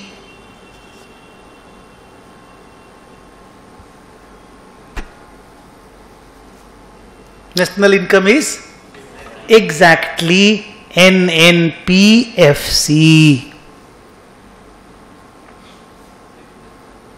net national product at factor cost। Method 2, method 3 में थोड़ी देर के बाद एक छोटा सा, मैं रेस्ट टाइम तो नहीं बोलूंगा, एक छोटा सा प्रैक्टिकल सम बनाते हैं। इतना चीज को हम लोग ढंग से समझे या नहीं समझे थोड़ा सा चेक करते हैं, थोड़ा सा फिगर का जगलरी देखते हैं। बट एक चीज जो क्लियर कट समझ में आ रहा है वो ये है कि भाई इंडियन लोगों ने टोटल जितना गुड्स एंड सर्विसेज मैन्युफैक्चर किया उसको मेजर करने से ही नेशनल इनकम आएगा। अब वो मार्केट प्राइस से निकालो या फैक्टर कॉस्ट पे निकालो, वो अलग अलग पैरामीटर है। अदरवाइज अगर ब्रॉडली बात बोले तो हिंदुस्तानियों ने जितना सामान बनाया। स्टॉप कर दूं बात को? गुड। पेज नंबर 13 में जाओगे, क्वेश्चन नंबर 9 को देखोगे। अच्छा, कुछ कुछ रीडिंग करने भी बोलेंगे, हाँ, बिकॉज मैं एक एक वर्ड नहीं पढ़ा सकूंगा, प्लीज। हाँ,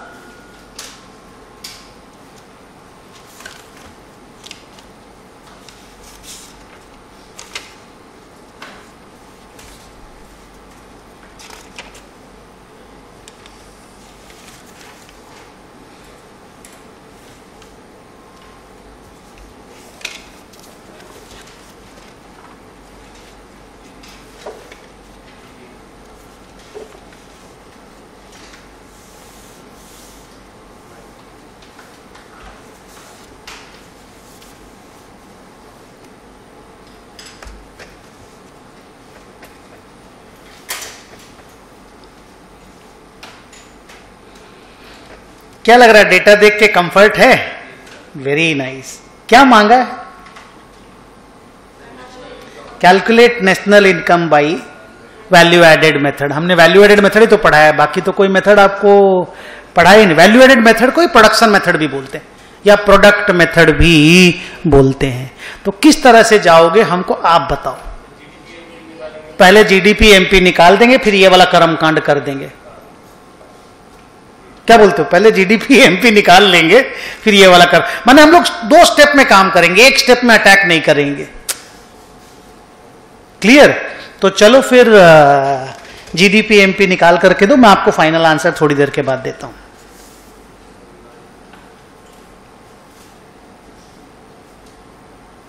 पहले पूरा फॉर्मूला लिखना होगा एग्जाम में, बोलो। सेल्स प्लस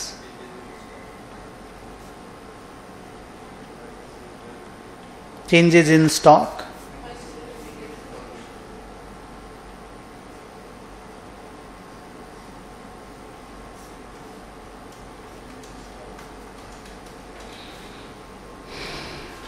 बोलिए सेल्स कितना है?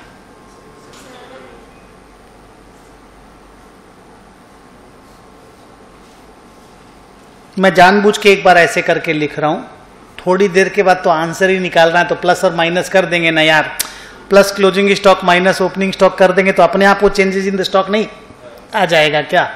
अभी मैं ऐसे ब्रैकेट में लिख रहा हूं,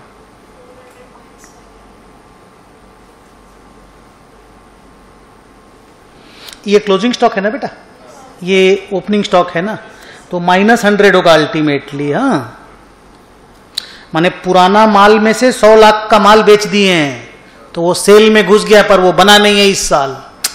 फिर से समझो, पुराना माल में से 100 करोड़ का माल बेच दिए ना, तो वो जो पुराना माल तो पिछला साल ही बन गया था ना, तो वो इस साल के जीडीपी में तो ऐड नहीं होना चाहिए ना, पर बेच तो दिए हैं, तो सेल को बेस बनाए हैं, तो 100 तो माइनस होना चाहिए ना।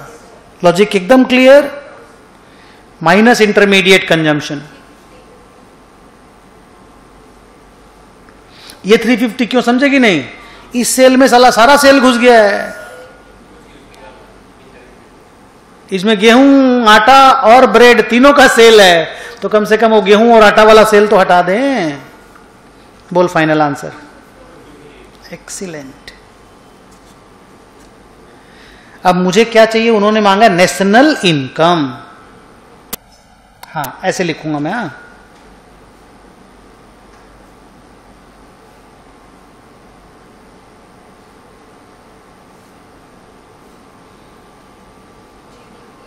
Good formula. हाँ, हमेशा कम से कम 1-2 क्लास तक ये लिखना। एग्जाम में ये फॉर्मूला बहुत जरूरी है, क्लास में आप डायरेक्ट प्लस माइनस कर देना अगर कॉन्फिडेंस आ जाए तो। बोलो, GDP MP minus depreciation plus NFIA minus NIT.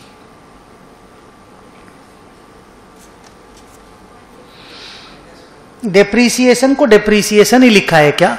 कई बार वो बोलेगा कंजम्पशन ऑफ फिक्स्ड कैपिटल। क्या बोलेगा? Consumption of fixed capital. रुको मैं दिखाता हूं। क्वेश्चन नंबर 4 देखो।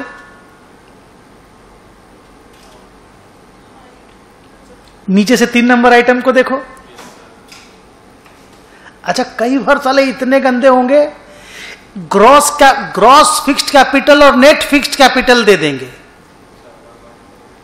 उसके बीच से डिप्रिसिएशन निकाल उसके बीच से डिप्रिसिएशन निकाल। वो जगलरी है, वो खाली स्टूडेंट को परेशान करने का स्टोरी है। ओके, मैं वो भी दिखाऊंगा, थोड़ी देर मेरे को टाइम दो, इसको कंप्लीट करते फिर वो वाला दिखाते हैं। सो उनसे डरना नहीं है, वो जस्ट सोल्यूशन, सम सोल्यूशन का कहानी है और कुछ नहीं। चल बता, minus depreciation. NFIA net factor income from abroad +30 ना, good. Minus net indirect taxes,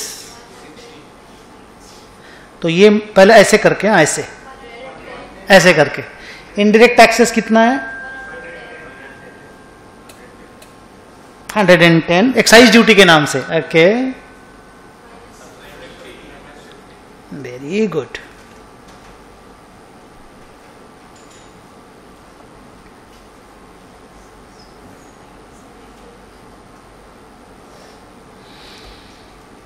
ये है नेशनल इनकम। हम लोग कॉन्फिडेंट हैं? Very good. हम लोग दूसरे मेथड में चले जाएं। सम्स तो बनाएंगे ही, आराम से बहुत सारे सम्स बनाएंगे। एक बार सारा मेथड अपने सामने आ जाए, पहले एक एक मेथड का एक एक सम बनाएंगे, इसी तरह का थोड़ा स्ट्रांग हो जाएंगे, फिर वो मिक्स करेंगे एक दूसरे को, माने उस मेथड से निकाल के उसको यहां तक पहुंचाओ टाइप का काम भी करेंगे। ओके, चलो लिखो कॉपी में, पॉइंट नंबर बताओगे हम लोग। हाँ, 20-25 पॉइंट से ज्यादा कॉपी में नहीं लिखेंगे, ऊपर साइड में 30 जाएगा एक चैप्टर के पीछे। बोलो 8 लिखो, इनकम मेथड।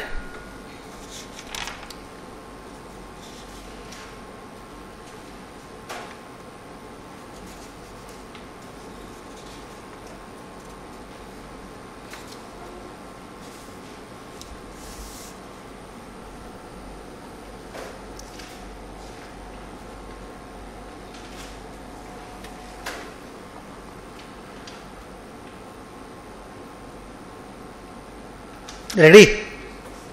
लिखो land, labour and capital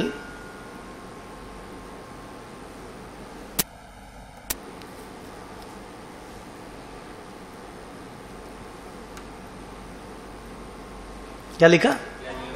land, labour and capital are considered as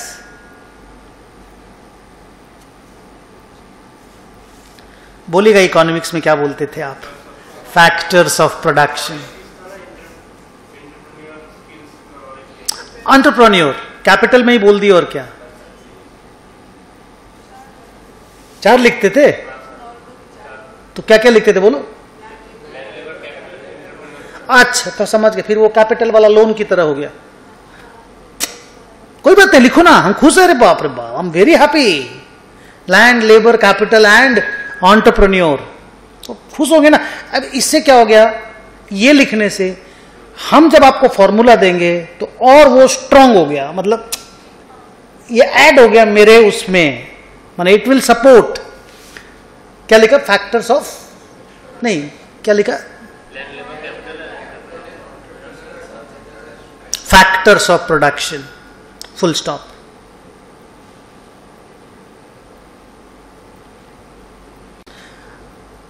under income method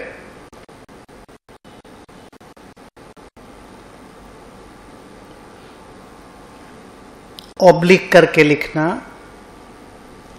under income method oblique, इसी का दूसरा नाम है factor payment method.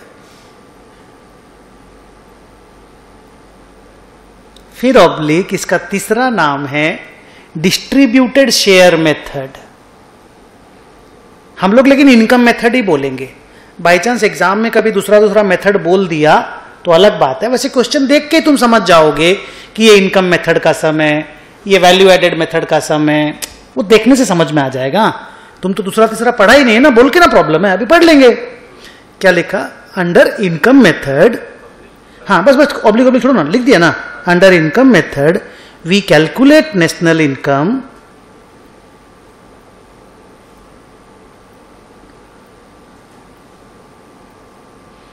by adding summation, adding all the factor incomes paid out to factors of production.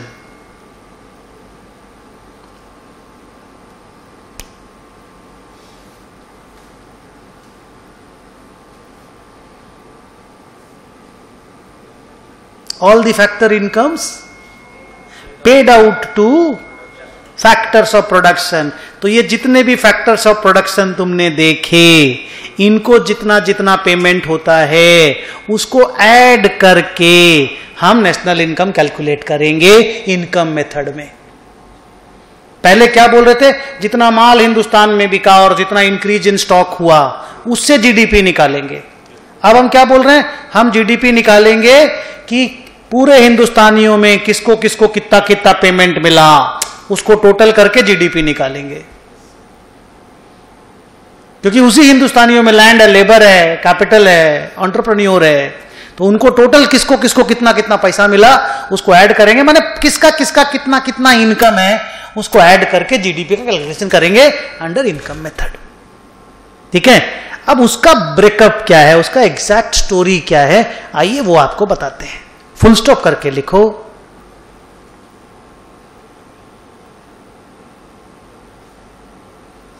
So it is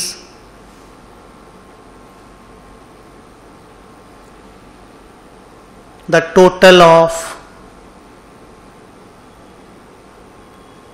it is the total of wages, rent, interest and profit। तुमने जो 4 नाम बोला उस 4 का नाम को जो पेमेंट होता है उसको सजा दिए। फैक्टर ऑफ प्रोडक्शन के नाम बोलो। लैंड, लैंड का हो गया रेंट। लेबर, लेबर का हो गया वेजेस। कैपिटल, कैपिटल का हो गया इंटरेस्ट। एंटरप्रेन्योर, एंटरप्रेन्योर का हो गया प्रॉफिट। इन चारों को ऐड करके अगर हम जीडीपी निकालते हैं, we call it income method. We call it income method. Clear? Wages जो है ना, वेजेस, उसको इकोनॉमिक्स में कॉम्पनसेशन टू एम्प्लॉइज बोला जाता है। क्या? Compensation to employees. Rent, interest और प्रॉफिट, इस तीनों को ऐड करके ऑपरेटिंग सरप्लस बोला जाता है। There is a name for these three together. इन तीनों को मिला दें तो we call it operating surplus. ठीक है? अब कई जगह पे मैं थोड़ी देर पहले बोल रहा था, सुदर्शन अग्रवाल क्लासेस का मालिक भी है और इंप्लॉई भी है। Sudarshan Agarwal classes proprietor concern हो गया, मालिक हम, और हम ही पढ़ा भी रहे हैं, तो हम इंप्लॉई की तरह काम नहीं कर रहे हैं क्या? डॉक्टर, मालिक भी है डॉक्टर खाना का और इंप्लॉई की तरह भी काम करता है। बोलिए हाँ। तो वहां पे ये डिस्टिंक्शन करना क्योंकि डिफिकल्ट हो जाता है, तो एक नया कॉन्सेप्ट डेवलप किया गया, मिक्स्ड इनकम। क्या डेवलप किया गया? Mixed income. तो जहां पे लेबर का और प्रॉफिट का डिस्टिंक्शन पॉसिबल नहीं होता, उसके लिए मिक्स्ड इनकम। तो अगर हम आज आपको ये कहें कि भाई नेशनल इनकम का sum total, national income is equal to wages to employees plus operating surplus plus mixed income of the self employed. हम लोग तो सेल्फ एम्प्लॉयड आदमी है ना, नहीं कोई डबल नहीं है, दो बार नहीं लेंगे। वो जो प्रॉफिट है वो नॉन सेल्फ एम्प्लॉयड लोगों की है, वो जो प्रॉफिट है वो नॉन सेल्फ एम्प्लॉयड लोगों की, उसका टेंशन मत लो, सब करेगा सब। नहीं वो अज्यूम नॉर्मल है, वो अलग अलग करके ही निकालता है। सेल्फ एम्प्लॉयड लोग, तुम लोग जिन लोगों का लेबर और प्रॉफिट के बीच में डिस्टिंक्शन करना पॉसिबल नहीं है, तुम लोगों के लिए हम अलग कर दिए, लो तुम लोग अलग चल जाओ। नहीं समझे बात को? तुम लोग अलग चले जाओ। तो उन लोगों का नाम हो गया mixed income of the self employed. लिखो,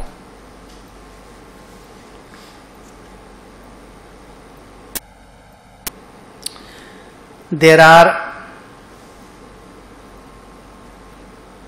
self-employed people like, full stop करके लिख रहे हो ना अभी? There are self-employed people like CA,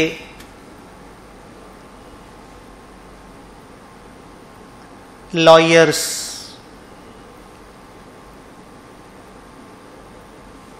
who work for their own firms,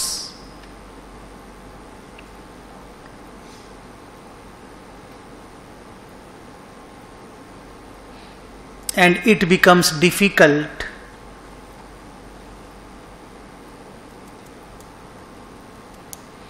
to segregate between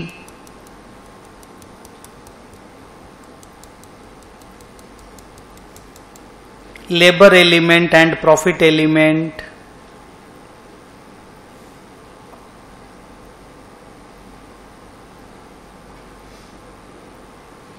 labor element and profit element, comma करके लिखो, a new word या a new concept of mixed income, a new concept of mixed income is developed.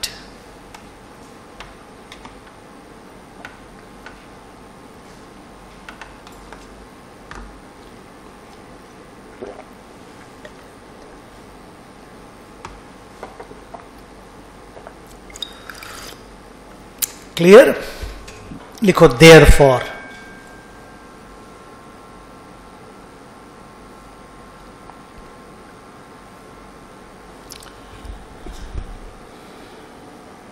आप ready सुनने को? मैं direct लिख रहा हूं, देखो अगर हो तो। हाँ,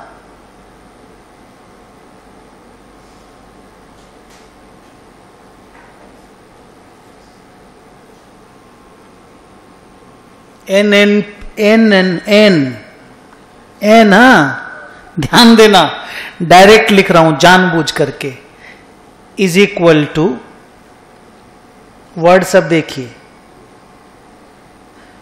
अच्छा सुनो ना, तुम देयरफॉर लिखे हो क्या? एक लाइन और लिखो फिर देयरफॉर लिखो ना, देयरफॉर काट दो, लिखो rent interest and profit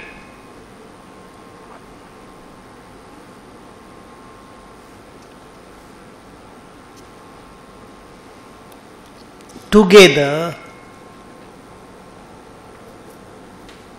is called operating surplus.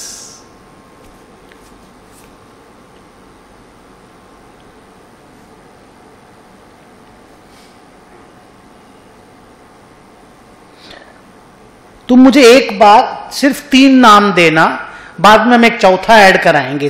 3 नाम देना है ऊपर के पैराग्राफ से। ये हो गया कॉम्पेंसेशन ऑफ एम्प्लॉइज वेजेस वाला। रेंट इंटरेस्ट एंड प्रॉफिट का एक नाम दीजिए, ऑपरेटिंग सरप्लस।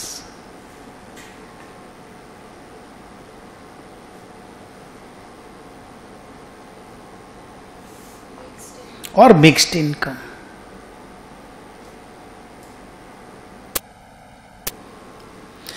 इन तीनों को अगर आप लिख रहे हो, 1 मिनट रुकोगे फिर कॉपी कर लेना। इन तीनों को अगर ऐड करते हो ना तो एनडीपीएफसी बनता है।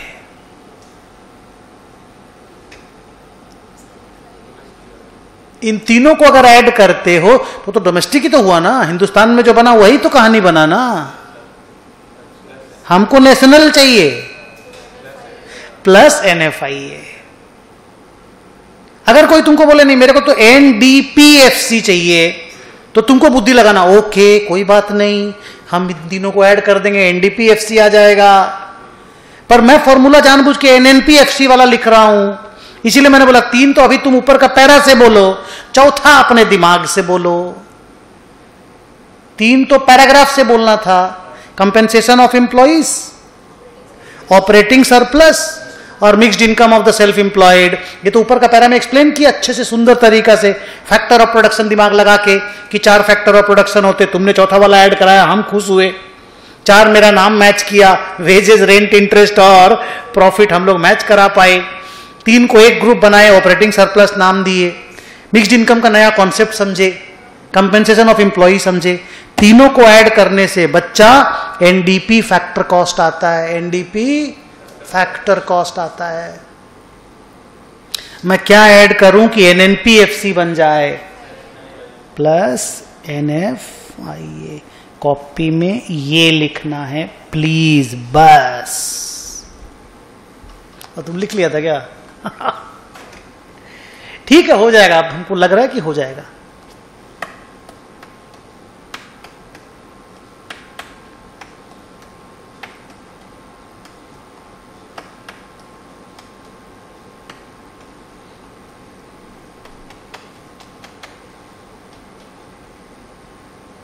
सर थोड़ा सा टाइम पास, लिख लिया तो लिख जल्दी।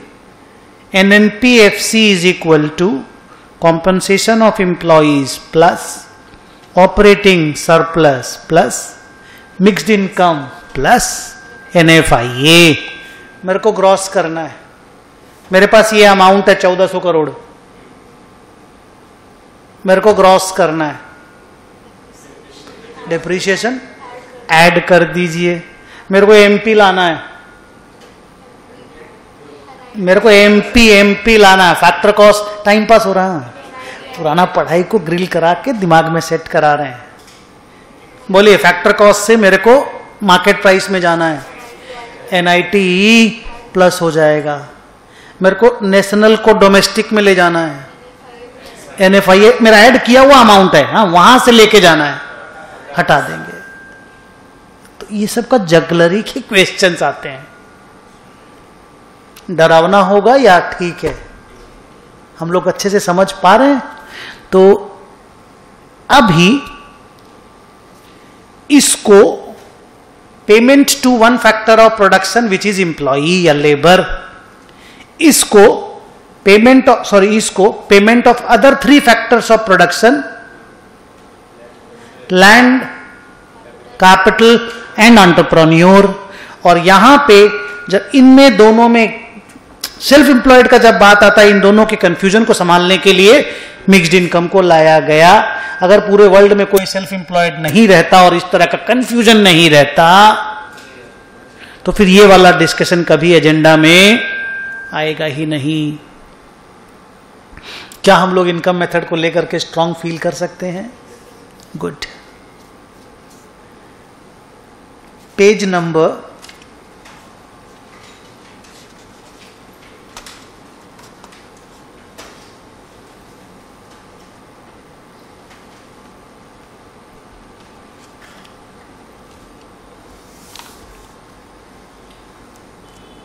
12, क्वेश्चन नंबर 4।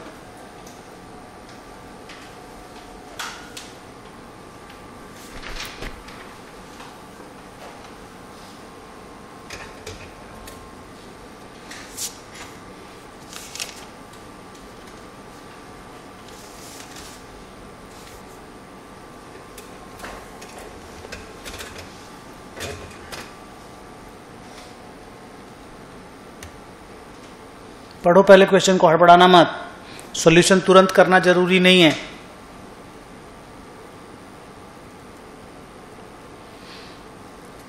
ऑपरेटिंग सरप्लस भी दिया है, नीचे रेंट और प्रॉफिट भी दिया है। कुछ तो कमेंट करो। हाँ, नीचे के दोनों अमाउंट का दरकार नहीं पड़ेगा अगर हम ये सब कैलकुलेट करने जा रहे हैं तो। लेकिन अगर अगला बोल ही दिया मेरे को इंटरेस्ट निकाल के दो, तो operating surplus minus rent minus profit equal to interest हो जाएगा, ये हम मानते हैं। आगे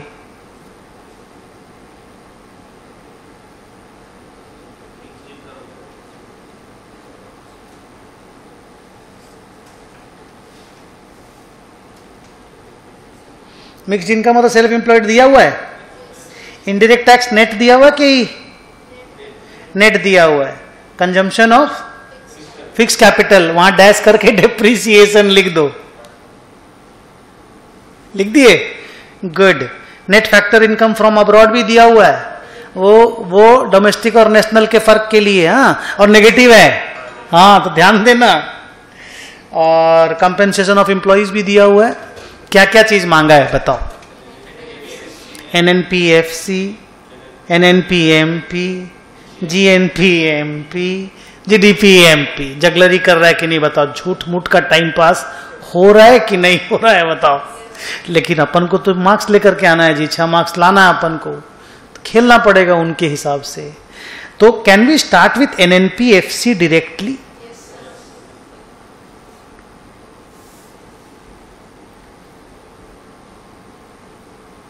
क्या सीधे यही वाला फॉर्मूला लिखने से काम नहीं हो जाएगा?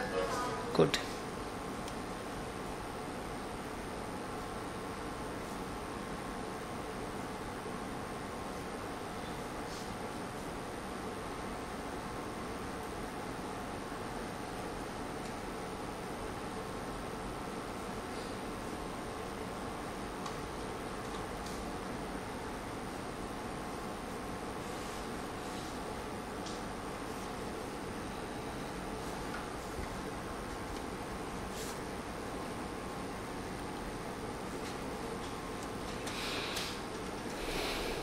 बोलिए।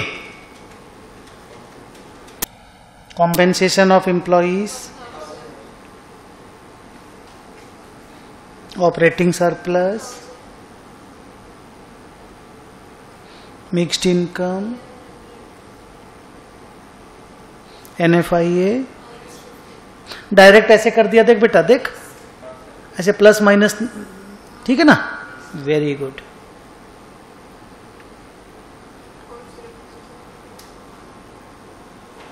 Answer please. अब इसको बेस बना के बाकी चीजें निकालो, दोबारा नहीं कैलकुलेट करके। आपके पास कुछ तो मिल गया है, क्यों ना इसको यूज किया जाए? बोलो।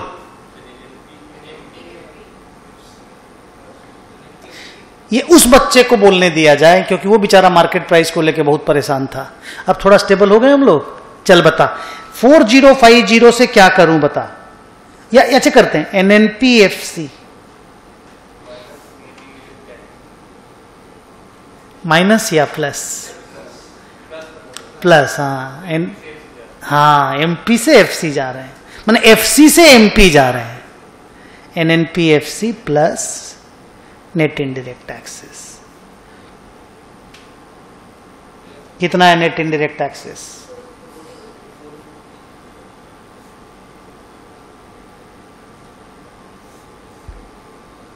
हम लोग इन्हीं को यूज करेंगे। हाँ, इसका जगलरी को समझेंगे। आप समझ भी गए, हम देख लिए कि आपका ग्रिप आ गया है। और बोलो।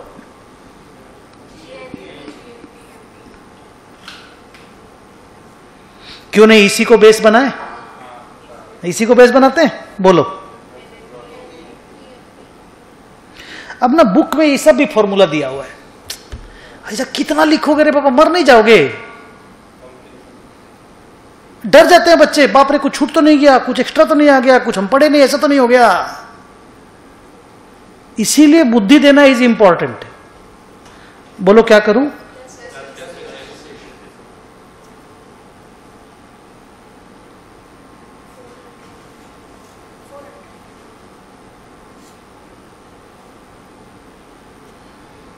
GDP-MP। सच में ना खाली ये वाला और ये वाला रिपोर्ट होता है।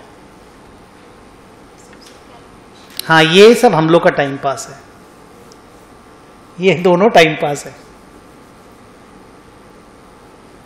बोलिए GDP-MP, इसी को बेस बनाते हैं।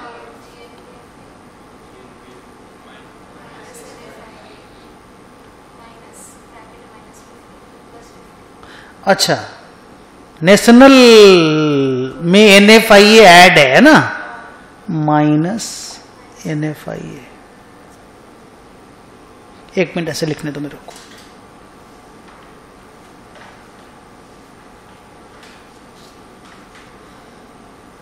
गुड, 4900। हाँ, प्लस करना होगा, समझ रहे हो? -50। हाँ, -50। एक्सीलेंट।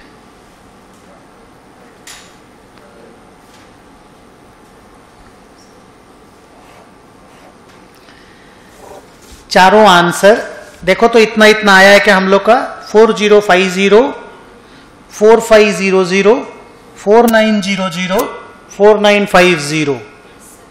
सो आज का लेसन लर्नड प्रॉपरली। हाँ, GDP का स्टोरी हम लोगों को समझ में आने लगा है।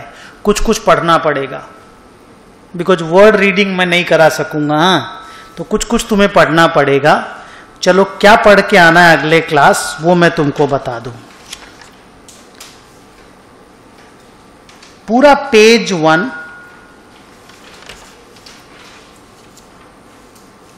पूरा पेज 2,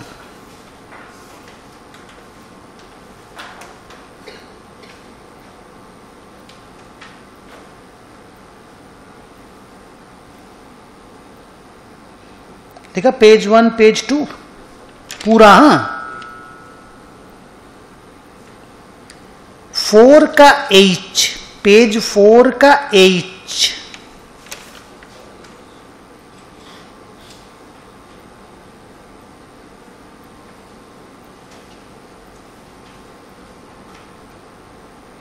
थ्री का G,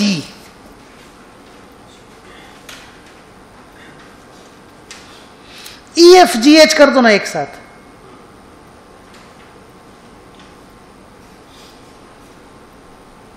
नहीं, सुनो एक मिनट। पेज 3 में DEFGH,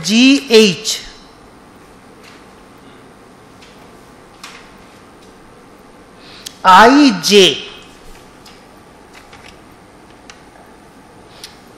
3DEFGHIJ। एक आध तो अगर मेरे टाइपिंग में एरर उरर हुआ होगा ना तो मुझे बता देना, कि बुक पहली बार बनी है ना, तो आप जब पढ़ेंगे तो एरर भी पता चल जाएगा, तो अगली बार हम वो एरर भी सुधार देंगे।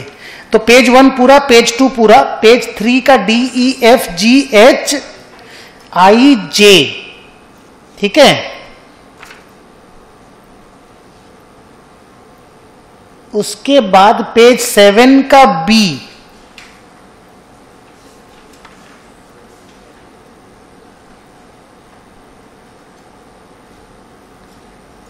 और 7 का C, मतलब 8 में है वो सब आप संभाल लेना प्लीज मेरा बात को, ठीक है। खाली 8 नंबर पेज में जाओ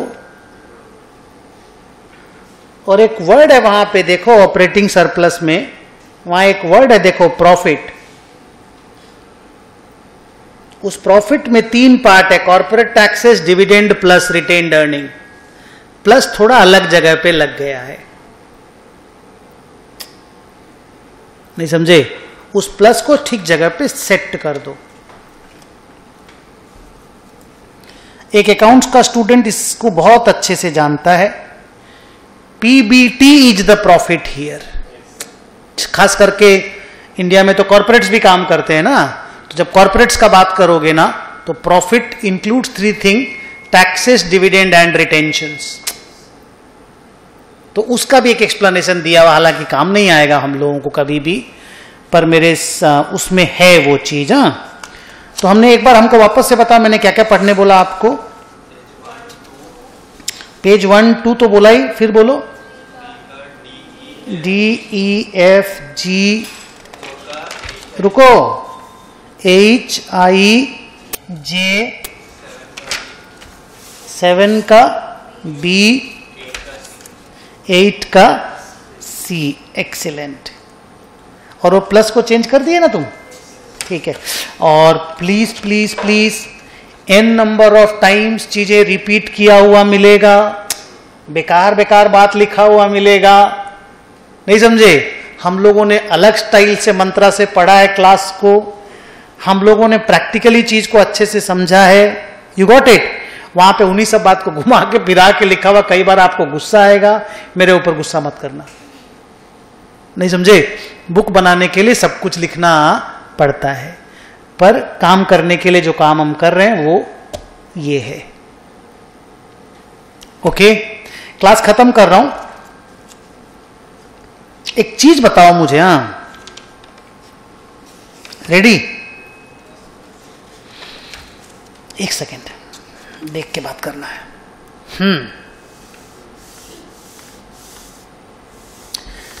अगर हम इस साल कोई बिल्डिंग कंस्ट्रक्शन किए, वो जीडीपी का पार्ट है कि नहीं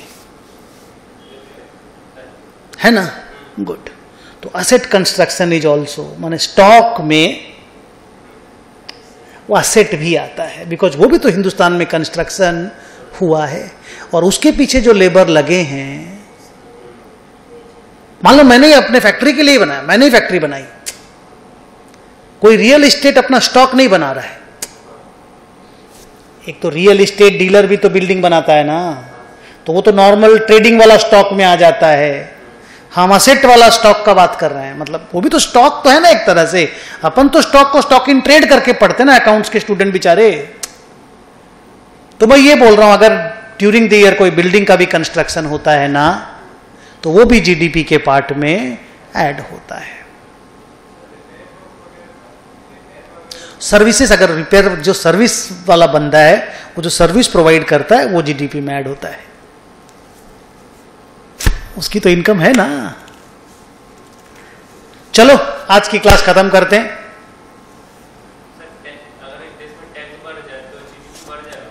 हाँ, इनडायरेक्ट टैक्सेस की स्टोरी में नेशनल और डोमेस्टिक का फर्क पड़ता है बस, माने एमपी और उसका, सॉरी डोमेस्टिक नेशनल बोलता हूं, फैक्टर कॉस्ट और मार्केट प्राइस का फर्क पड़ता है।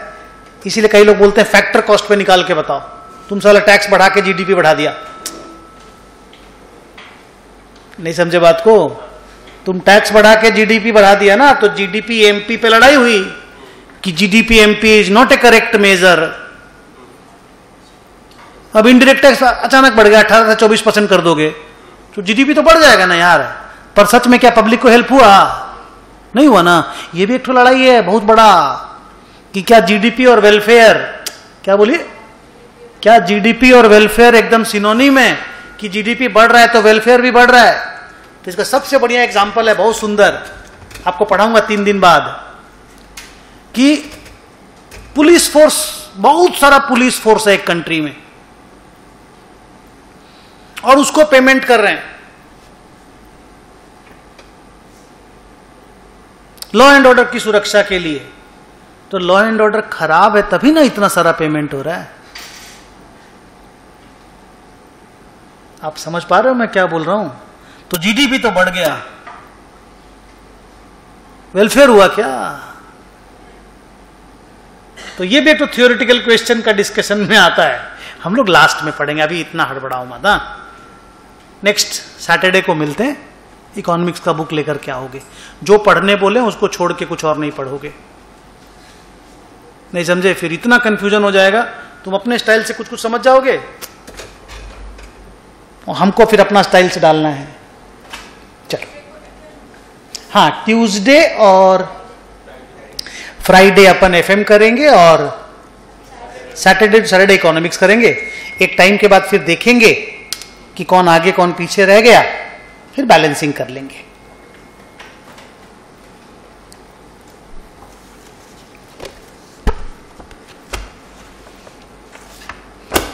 कैसा था क्लास? अच्छा था ना? चलो ठीक है, घटिया चीज भी पढ़ा। हाँ, टॉर्चरस नहीं था ना? चलो फिर ठीक है, पर होगा, हाँ, आने वाले दिनों में ये होगा। होगा मीन्स होगा ही, जितना हम अपनी तरफ